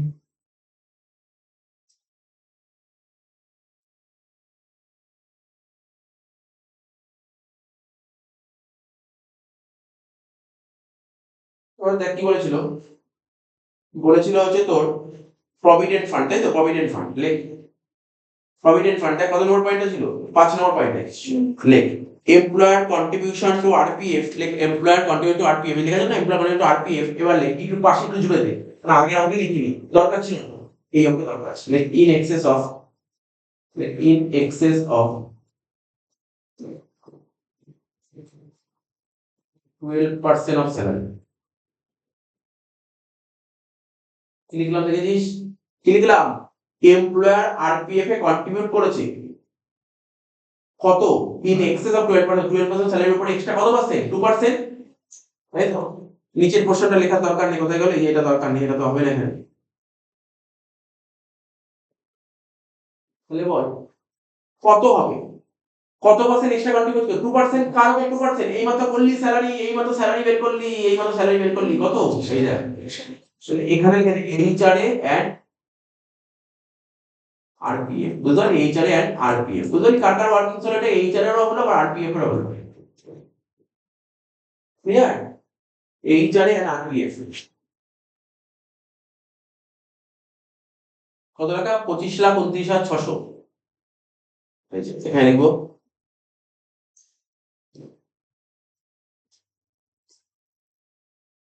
লিখ 25,29,600 ঠিক আছে এর উপর কত আছে 2% হবে বুঝলি কেন 2% হলো 2% এক্সট্রা করে ফেলবে 50,500 টাকার মতো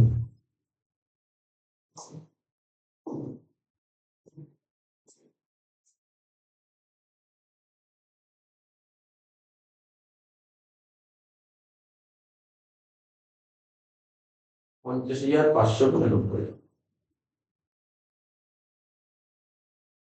এবার কি বলেছিল ইন্টারেস্ট ক্রেডিটেড টু আরপিএফ 11% বলে 11% কত কত একটা ইন্টারেস্ট কত বলেছিল ইন্টারেস্ট বলেছিল 5,28,000 তাই তো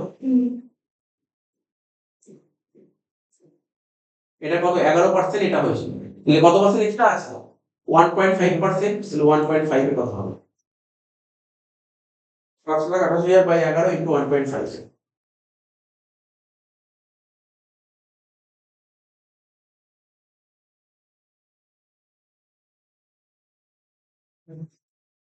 এবার ভাগ করে হচ্ছে ভাগ করে লিখে ভাগ করে দাও।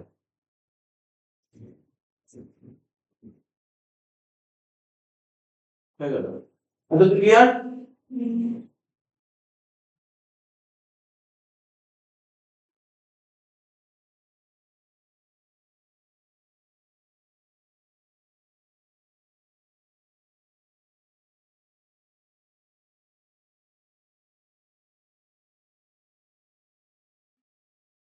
তাহলে একবার কি বলেছিল, বলেছিল ইলেকট্রিক বিল লেখ, electric bill paid by the employer, লেখ electric bill paid by the employer.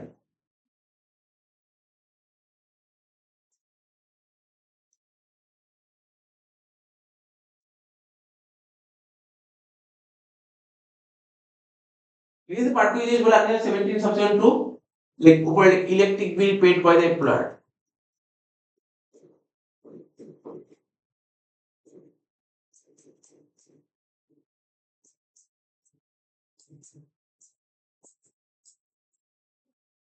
Electric bill paid by the employer।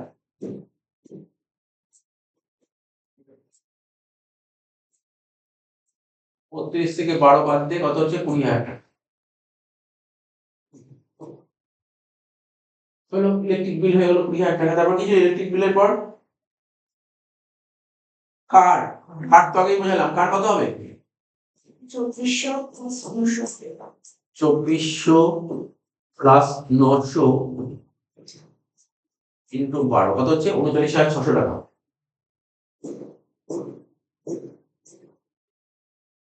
কারের পর কি বলেছিল বল, কারের পর এলআইসি প্রিমিয়াম 48,000 টাকা।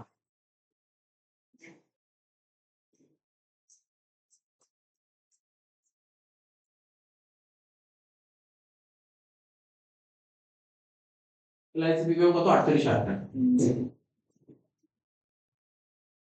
লাস্ট কি বলেছিল প্রফেশনাল ট্যাক্স 400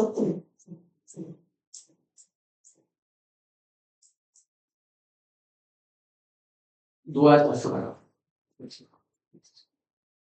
চারটি যোগ বিয়োগ করতে কত হচ্ছে 1,57,000 10,000 কত বলতো 1,10,000 1,10,000 বেরিয়েছে।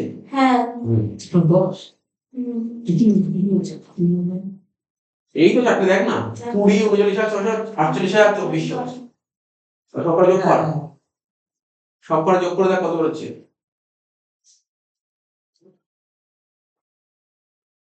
সব করে যোগ করে দেখ কত বেরোচ্ছে।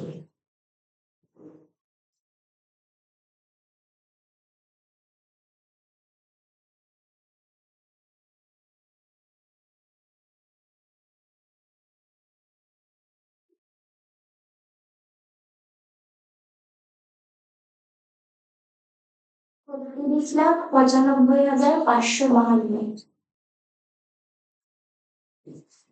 36,95,552।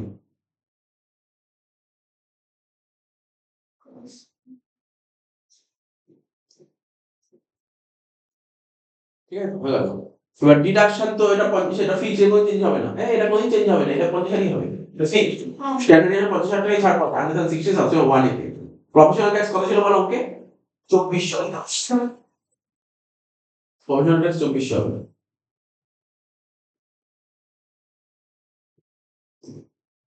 তো 85,000 আর 2400 করে কত হচ্ছে 52,400।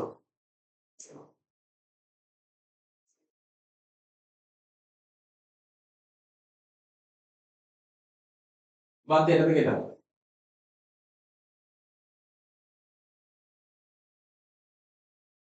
52,400 বাদ দিতে কত হচ্ছে দেখ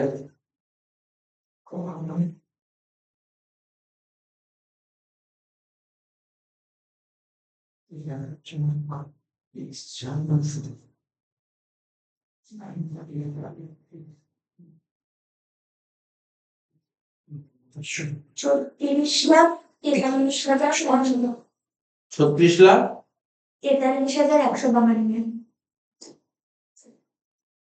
36,43,152 হয়ে গেল অঙ্কটা শেষ। এটা কি করলাম 12 নম্বর অ্যান্সার হলো, আর 3 নম্বর বাকি আছে, করে দিচ্ছি, কোনো ব্যাপার না।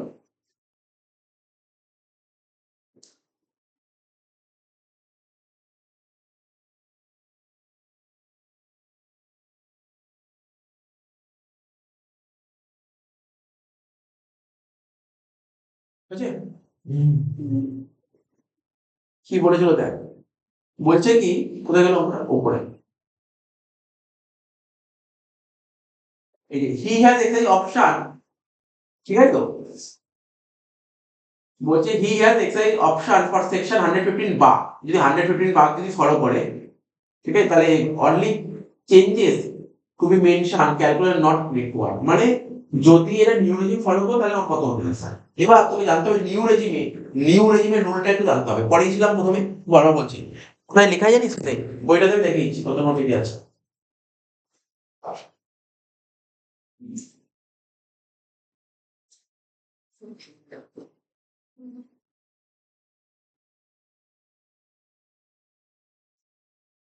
শিয়ানো বই কত পড়ে, 96 পেজ বই।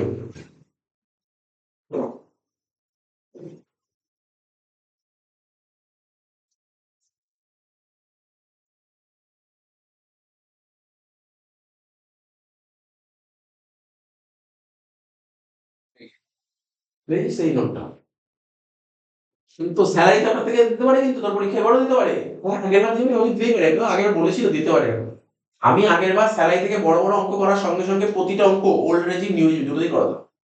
তো দিতেই পারে ওল্ড রেজিম নিউ রেজিম, তুই জানতে হবে, কিন্তু এরকম একটা অঙ্ক দিয়ে দিল, বললো এটা যে নিউ রেজিমে হতো তাহলে কি হতো অ্যান্সার, এরকম বলবে, ওল্ড রেজিমই তোকে করতে হবে, তো বলে এটা যে নিউ রেজিম হয় তাহলে অ্যান্সারটা কি হতে পারে। ঠিক আছে, যদি মানে ধর যে ট্যাক্স পে, ধর আজকে ধর আমি চাকরি করছি, আমি ওল্ড রেজিম ফলো না করে আমি নিউ রেজিম করতাম, তাহলে আমাকে কত টাকা ট্যাক্সেবল ইনকাম ফ্রম স্যালারি হতো, ঠিক আছে, এটা বের করতে পারবো। তো দেখ এখানে কি বলছে, নিউ রেজিমে এই সেকশনটা পুরো মুখস্থ করে মাথার মধ্যে গেঁথে ফেলবি, 115 বাক পয়েন্ট নিউ রেজিমকে ইন্ডিকেট করে, তাই তো। তো বলছে special provision for computation of income from salary when such income is computed as per section, কিন্তু তুমি নিউ রেজিমে ফলো করলে কি হবে, ভালো করে পড়বে। The following exemption or deduction, exemption বুঝতে পারছিস তো, আমরা যে সেটা করলাম না, যতগুলো exemption নিলাম, অর্থাৎ ডিডাকশন যেটা আছে, ঠিক আছে, exemption and deduction shall not be allowed, ঠিক আছে, ইনকাম ফ্রম স্যালারিতে এক্সেমশন বা ডিডাকশন গুলো পাবি না, কি কি এক্সেমশন পাবি না, কি কি ডিডাকশন পাবি না, নিচে নামগুলো লিস্ট গুলো বলে দিয়েছে, দেখ শোন।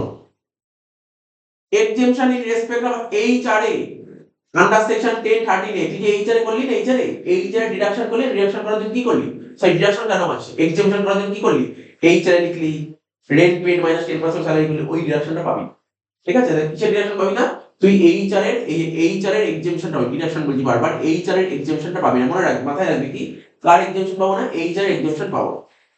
Exemption under section 10 subsection 14 exemption except the following, ঠিক আছে। আচ্ছা এখানে কি বলতে চেয়েছে, আমরা সেকশন 10 সাবসেকশন 14 এ ওই যে মনে পড়ে যে অ্যালাউন্সেস গুলো ছিল না, অ্যালাউন্সেস, কিছু অ্যালাউন্সেস ছিল partly taxable allowances, partly taxable অ্যালাউন্সেসে আমরা কিছু বাদ দিতাম, ওই পার্টলি ট্যাক্সেবল অ্যালাউন্সেস ছাড়া এখানে পাওয়া যায়, দ্য চিলড্রেন এডুকেশন অ্যালাউন্স থেকে, ওখানে যে এক্সেমশন এগুলো পাওয়া যাবে, হোস্টেল অ্যালাউন্স এক্সেমশন পাওয়া যাবে, ওইগুলো বলেছে, কি বলেছে 10 14 এ এক্সেমশন গুলো পাওয়া যাবে না, হ্যাঁ কিছু কিছু 10 14 এ এক্সেমশন পাওয়া যাবে, সেটা কি, এই transport allowances, কনভেয়ান্স allowances,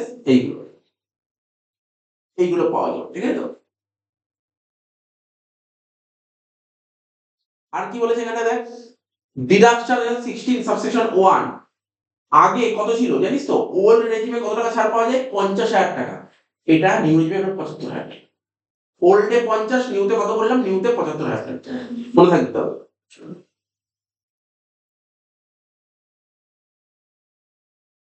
Because deduction in respect of internal allowances received by government employee and under government, however, standard deduction shall be available as per year 25-26. Exemption of parking is reserved non-employee বলে, এটা তো জানা দরকার নেই, এটা হয়ে গেল ব্যাস, ঠিক আছে তো। তাহলে এটা হচ্ছে এবার এই অ্যান্সারটা করতে হবে, কত নম্বর পেজ ছিল যে চলে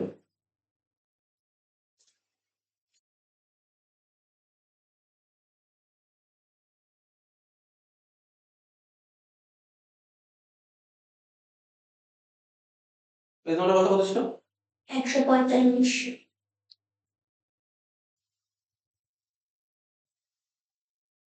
শুধু খেয়াল করবি আমি যেটা করছি, দেখবি হ্যাঁ, আমি কোন কালি দেখাচ্ছি, সবুজ কালিতে হাইলাইট করে দেখাচ্ছি হ্যাঁ, দেখবি কিন্তু এটা পুরো অঙ্কটার মধ্যে।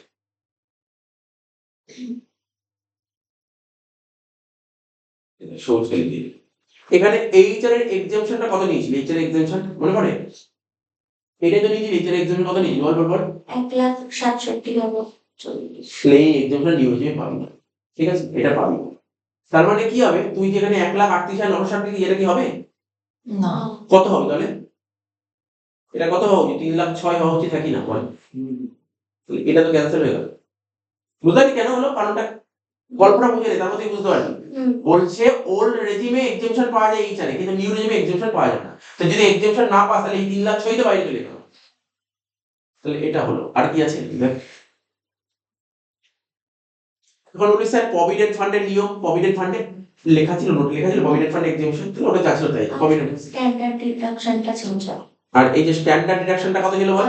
50,000 ছিল, 75 নম্বর। 50 এর জায়গায় এটা চেঞ্জ হয়ে কত হয়ে যাবে? 75। এটা 50টা কেটে গিয়ে এটা হয়ে যাবে 75,000।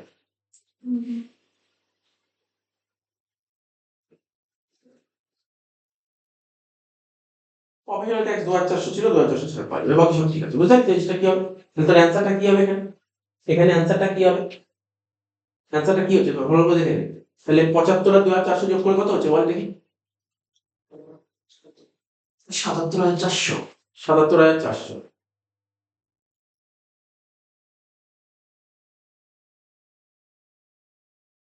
এখানে লিখো 77,400। আমি দেখিয়ে দিচ্ছি পরীক্ষায় কিভাবে দেখা দাও 77,400। ঠিক আছে তো? তাহলে এবার একটু আমাকে বলবি কেউ যোগ করে কত হচ্ছে? সকাল পর্যন্ত যোগ কর।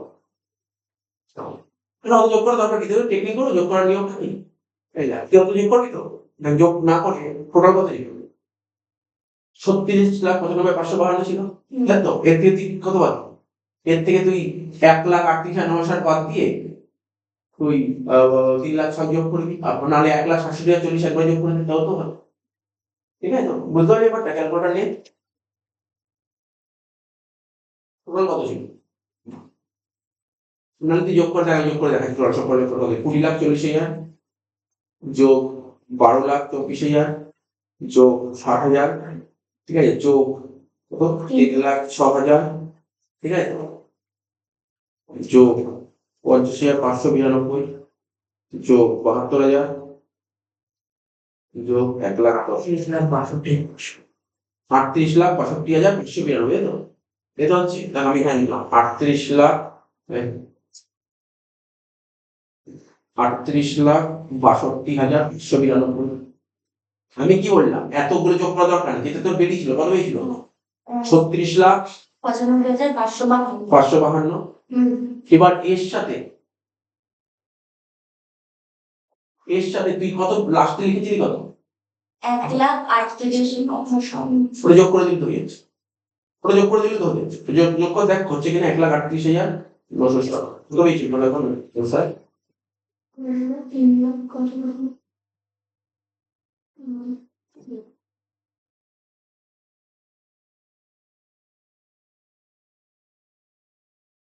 এখানে 3,06,000 থেকে 1,38,960 বাদ দিলে কত হয়? 3,06,000 থেকে 1,38,960 বাদ দিলে হচ্ছে 1,67,040। ঠিক আছে, 1,67,040 যোগ করলে বেরিয়ে যাবে। না আমি বাদ দিয়েছিলাম কত? 3,06,000 থেকে 1,67,040 দিয়েছিলাম। তাহলে আমার বাইরে 3,06,000, তাহলে আমি কত মান দিয়েছিলাম? 1,67,040। শুধু যেটা বাদ দিয়েছি তাহলে আচ্ছা হয়ে যাবে। এই দেখো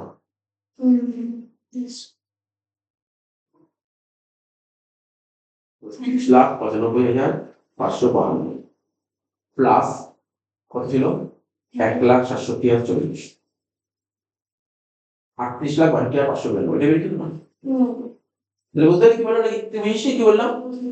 তোর বুঝতে পারছি নাকি? দেখ এদিক দেখ, আমি বললাম এতবার করে এতক্ষণ ধরে সময় নষ্ট করে করবো, তার চেয়ে আমার যেটা বেরিয়ে গেছিল এটা তো বেরিয়েছিল, আমার তো আগে যেটাই বেরিয়েছিল, ঠিক আছে, আগে এটাই বেরিয়েছিল। এখানে যা যা করা ছিল পুরো ঠিকই ছিল, শুধু আমার বাইরে লেখা উচিত 3,06,000, তা না করে আমি লিখেছিলাম 1,38,000। তার মানে আমি কি করেছিলাম? এই 1,38,000 কি করে বেরিয়েছিল? এই দেখ 3,06,000 থেকে এটা বাদ দিই, 3,06,000 থেকে এটা বাদ দিয়ে এটা বেরিয়েছিল, তাহলে কি হবে এটার সাথে দিয়ে এটা যোগ করি সাথে দিয়ে বেরোচ্ছে, তাহলে আলটিমেটলি তুই 1,60,40 যোগ করে অ্যান্সার পেয়ে যাবি। ঠিক আছে, সাফিসিয়েন্ট। তাহলে কত হলো 38,62,592। ঠিক আছে, 38,62,592। আর লাস্টে স্ট্যান্ডার্ড ডিভিয়েশন কত হবে এখান থেকে কত হবে 7,400 বাদ দিয়ে দিবি, তাহলে অ্যান্সার পেয়ে যাবি। ঠিক আছে, 7,400 বাদ দিয়ে অ্যান্সার পেয়ে যাবি। তো আমি বলছি যেমন ভাবে লিখতে হবে, বলছি সেইভাবে লিখবি।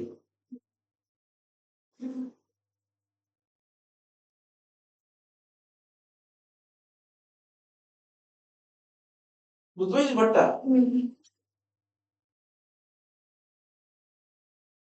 ও স্যার ওটার সাথে যোগ করে দিলেই তো বেরিয়ে যাবে। তাই তো বললাম।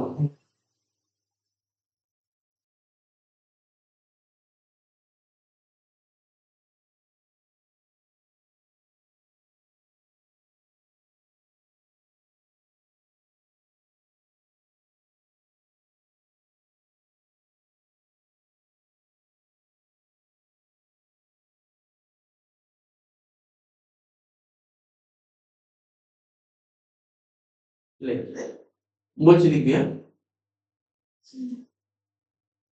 সেকেন্ড পার্টের অ্যান্সারটা কিভাবে লিখতে হবে।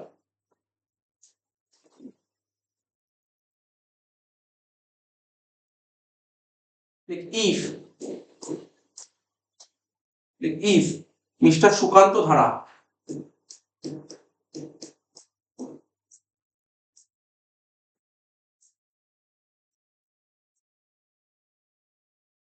if Mr. Sukanta Dhara has exercised option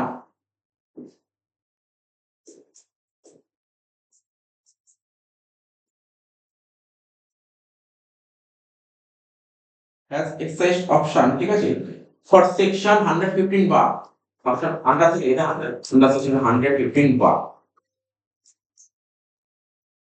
ঠিক আছে, the following exemption commonly like the following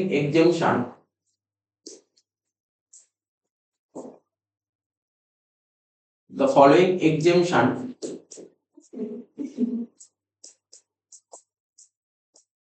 প্রতিটা অঙ্ক না তোকে বলবে না প্রতিটা অঙ্ক করে দেখবে, পরীক্ষা দেবে প্রতিটা অঙ্ক প্র্যাকটিস করে একটু সুবিধা হবে, পড়ে আমরা অঙ্ককে একবার চেক করে নিই। ফলোইং এক্সামশন এন্ড ডিডাকশন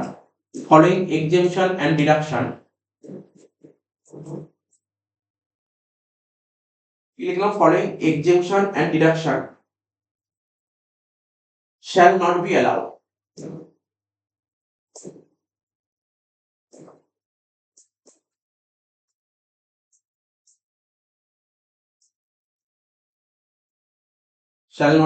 ঠিক আছে, তাহলে কি কি হবে এক লিখবো কি এক নম্বর দিয়ে এক্সামশন ফর এইচ, ঠিক আছে, কি লিখলাম exemption for H.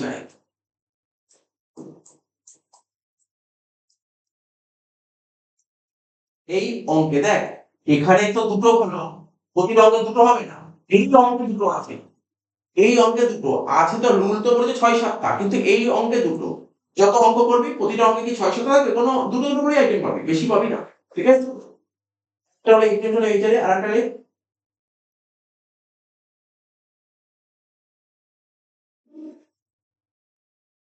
Deduction for payment of professional tax,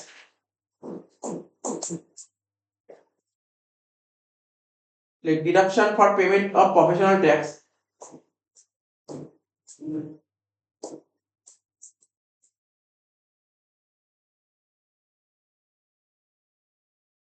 deduction মানে তা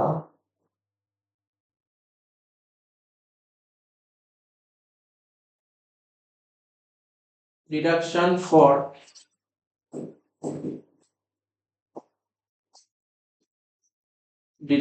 payment of professional tax,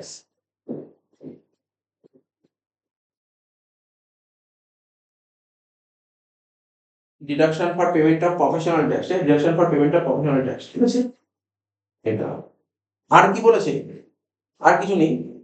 নিচে লিখ স্ট্যান্ডার্ড ডিডাকশন কত টাকা পাওয়া যাবে, আগে 50,000 ছিল এখন সেটা 75,000 কি হচ্ছে, স্ট্যান্ডার্ড ডিডাকশন রুপিস 75,000,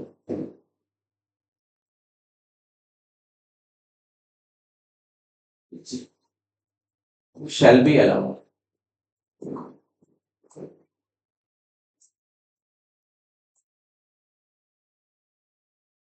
তো তাহলে এই কেসে কি হবে, ইনকাম ফ্রম স্যালারি কত হবে, ইনকাম ফ্রম স্যালারি কত হবে, আমাদের আলটিমেটলি বেরিয়েছিল কত কত আগে, প্রথমে বেরিয়েছিল কত নেই আমার মনে নেই, প্রথমে বেরিয়েছিল কত, ওই 36,43,152। 36 লাখ, এরকম দেখা যাবে পরীক্ষা কিভাবে দেখা যাবে দেখতে পাচ্ছিস তো, এইভাবে দেখা যাবে 36,43,152, এটা তো ছিলই। তার সাথে কি যোগ করলে মনে পড়ে, এইচআর এর কথাটা যোগ করলে, এইচআর এর বল, এইচআর এর কথাটা যোগ করলে কোন টাকাটা যোগ করলে, এইচআর এর এটা দেখে আছে 1,06,000 না 1,67,040। 67,40 যোগ কর,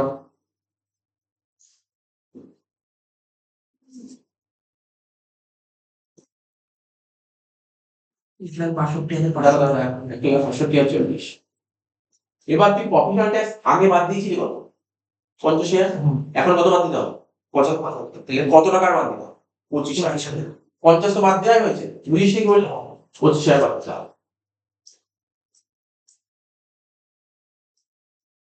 আর প্রফেশনাল ট্যাক্স কত ছিল, প্রফেশনাল ট্যাক্স 2400, তাই তো, তাহলে যোগ করে দেন, তিনটে যোগ বিয়োগ করে কত হচ্ছে, 2400।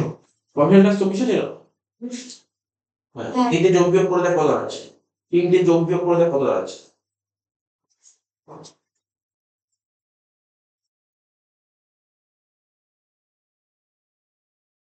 37,87,592। এটা হচ্ছে আমার 37,87,552। এটা না মনে হচ্ছে 36,95,552 এই যেটা লিখলাম 36,43,152 তা হবে না 33,43,152 হবে, আরে কি করে হলো এটা, হ্যাঁ না ইনকাম ইনকাম তাহলে 34,000 ধরে এখন এটা যে ছিল,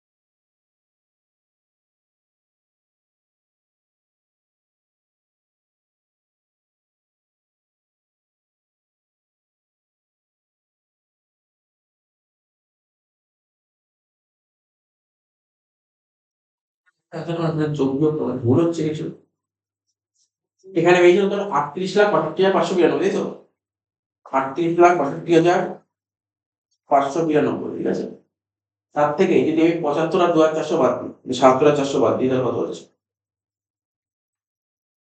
37,85,192।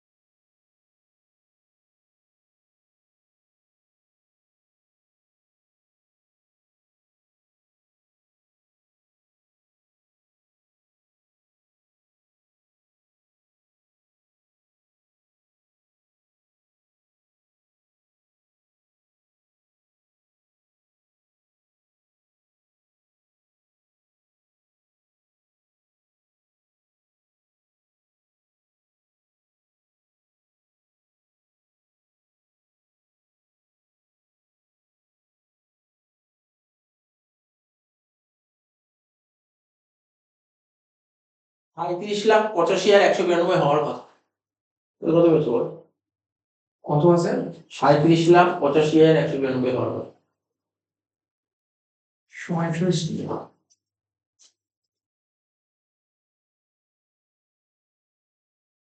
দেখতে এটা যোগ বিয়োগ করে কত হচ্ছে?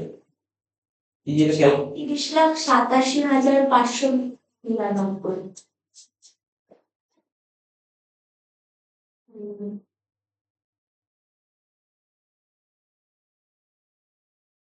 36,152 সাথে যোগ করলাম এত, তার থেকে মাইনাস করলাম 25,000। 24 করার দরকার, 24 অলরেডি করাই আছে। এবার দেখ 24 বাদ দিকে, 24 তো অলরেডি করাই আছে। এবার কর, এবার দেখ তো কত, যে 24 বাদ দিকে 36,43,152, 37,85,192। 37,85,192 এই হবে। বই ব্যাপারটা দেখে নে, দেখে নে, দেখেন কি করলাম। 37,85,000 কত? 192। 192 দেখে নিই কি করে হলো। সেখানে যোগ বিয়োগ ক্যালকুলেশন একটু গন্ডগোল হচ্ছিল, সময় লাগছিল। যেটা ইনকাম অফ স্যালারি তুই আগের অঙ্কটা বের করলি অলরেডি, সেটা লিখলাম। তার সঙ্গে এই চার ডিডাকশন নেওয়া উচিত ছিল না, এক্সাম্পশনটা ওটা যোগ করলাম, ঠিক আছে। আর ইনকাম অফ স্যালারি যে স্ট্যান্ডার্ড ডিডাকশন 75,000 টাকা নিউ যে বাদ দেওয়া হতো, আমাদের 50 বাদ দিয়ে দিয়েছিল। আমার কত কম বাদ? 25,000 টাকা। প্রফেশনাল ট্যাক্স এই দিলাম, প্রফেশনাল ট্যাক্স আগেও নিয়ে যায় এখন নিলাম, ঠিক আছে। এই ছিল আমাদের অ্যান্সার। এরা ক্যালকুলেশন ভুল করে দিচ্ছে এক জায়গায়।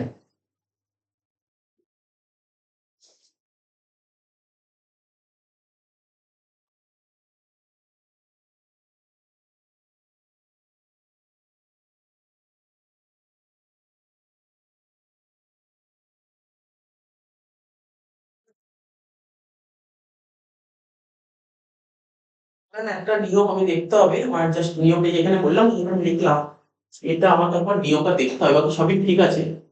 সেটা হচ্ছে প্রফেশনাল ট্যাক্স, এই যে এখানে লিখলাম, একটা নোট লিখলাম না, ইফ মিস্টার সুকান্ত ভাড়া হ্যাজ এক্সাইজ অপশন, ও যদি নিউ রেজিম ফলো করে তাহলে কি কি এক্সেম্পশন ডিডাকশন পাবে না, এই চারে পাবে না, ঠিক আছে। পেমেন্ট অফ প্রফেশনাল ট্যাক্সের ডিডাকশনটা পাবে না, ঠিক আছে, প্রফেশনাল ট্যাক্সের ডিডাকশনটা পাবে না। এটা দেখতে হবে না, নতুন নিয়ম না, নতুন কারেন্ট রুলটা দেখতে হবে, ঠিক আছে। আর বাকি সব ঠিক আছে, বাকি কোনো সমস্যা নেই। যদি যদি প্রফেশনাল ট্যাক্সের ডিডাকশনটা যদি না পায় তাহলে যেটা করলাম ঠিক আছে, ঠিক আছে তো। এখানে কি বলছে, deduction for payment of professional tax, মানে এই ডিডাকশনটা পাবে না, ঠিক আছে, এই ডিডাকশনটা পাবে না। তো দেখতে হবে অ্যান্সারটা কি হবে, তো জাস্ট একটু চেক করে নেবো। আর কিছু না, এই ছিল অঙ্কটা।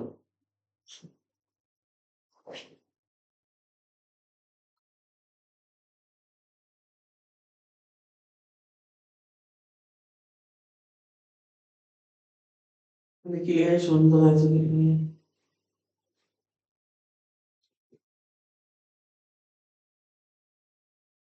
আমি আগে কি করেছিলাম, 2400 টাকা। এখানে কি লিখে দেখ, লাইনটা পড়ে নে একটু ভালো করে। বলছে ইফ মিস্টার সুকান্ত ধারা হ্যাজ এক্সাইজ অপশন, ও যদি নিউ রেজিম ফলো করে তাহলে এইচ আর এর এক্সেম্পশনটা পাবে না, এইচ আর এর এক্সেম্পশন পাবে না। করেছি এটা, এইচ আর এক্সেম্পশন পাবে না, এটা করে দিয়েছি। আর কি পাবে না, ডিডাকশন পাবে না। কিসের ডিডাকশন পাবে না, বলছে বলছে কি প্রফেশনাল ট্যাক্সের ডিডাকশনটা পাবে না। তাহলে প্রফেশনাল ট্যাক্সের ডিডাকশনটা পাবে না, তাহলে কি হচ্ছে, তাহলে কি হচ্ছে, তাহলে এখানে 2400 টাকা যোগ করা উচিত, যোগ করা উচিত, ঠিকই করেছিলাম আমি, 2400 টাকা যোগ করা উচিত। এবার ঠিক আছে, তাহলে এবার ঠিক আছে। এর সঙ্গে 2400 যোগ করে দে, কত হচ্ছে দেখতো, কত বলছি, 37,87,599। এটাই হবে, ঠিক আছে, এটাই হবে, এটাই হবে আনসার। 37,87,599, এটাই হবে আনসার, ঠিক আছে।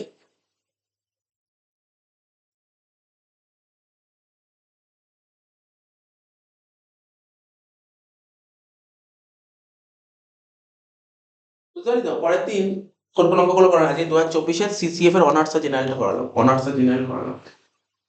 এবার দেখ কালকে কি করাবো, কালকে আগে এটা করাবো, 2024 জেনারেলটা করাবো, 2024 অনার্সটা করাবো, ঠিক আছে, দুটো করাবো। দুটো করানোর পর তারপর 2023 শিডিউল কাটবো, ঠিক আছে। আমি কোন কোন অঙ্কগুলো করে দেবো বলতে, এখানে তারপর 2019 থেকে 2024 পুরো 19 থেকে 24 পুরো অঙ্কটা করে দেবো। তারপর 11 থেকে 18 গুলো কমাবো, ঠিক আছে, হোমওয়ার্ক করে আনবি, এই বোর্ডে ফেলে চেক করে দেবো, বুঝিস তো? তাহলে সবাই দেখেই দেওয়ার কার কোথায় বলছি, একজন সবার খারাপ আলাদা করে চেক করতে পারবি না, একজন করে আনবি, তারপর আমি চেক করবো, ঠিক আছে? এগুলো হোমওয়ার্ক গুলো কিন্তু ধরো থেকে তুই যখন বলিস হোমওয়ার্ক করবো 11 থেকে করানো করবো, 2011টা থেকে যে অঙ্কগুলো এসছে সেগুলো করতে পারি, সেগুলো আমি চেক করবো 11 থেকে 18, কিন্তু আমি 19 থেকে কিন্তু সব করে দিই, ঠিক আছে? 11 থেকে 18 হোমওয়ার্ক করতে পারিস, ঠিক আছে? 2011 সাল থেকে 2018 অব্দি যে সমস্ত অঙ্ক এসছে ওইগুলো হোমওয়ার্ক, ঠিক আছে? তো এগুলো আস্তে আস্তে করতে থাকি, একটা দুটো করলে কি হবে, কনসেপ্টটা ক্লিয়ার হয়ে যাবে, ঠিক আছে?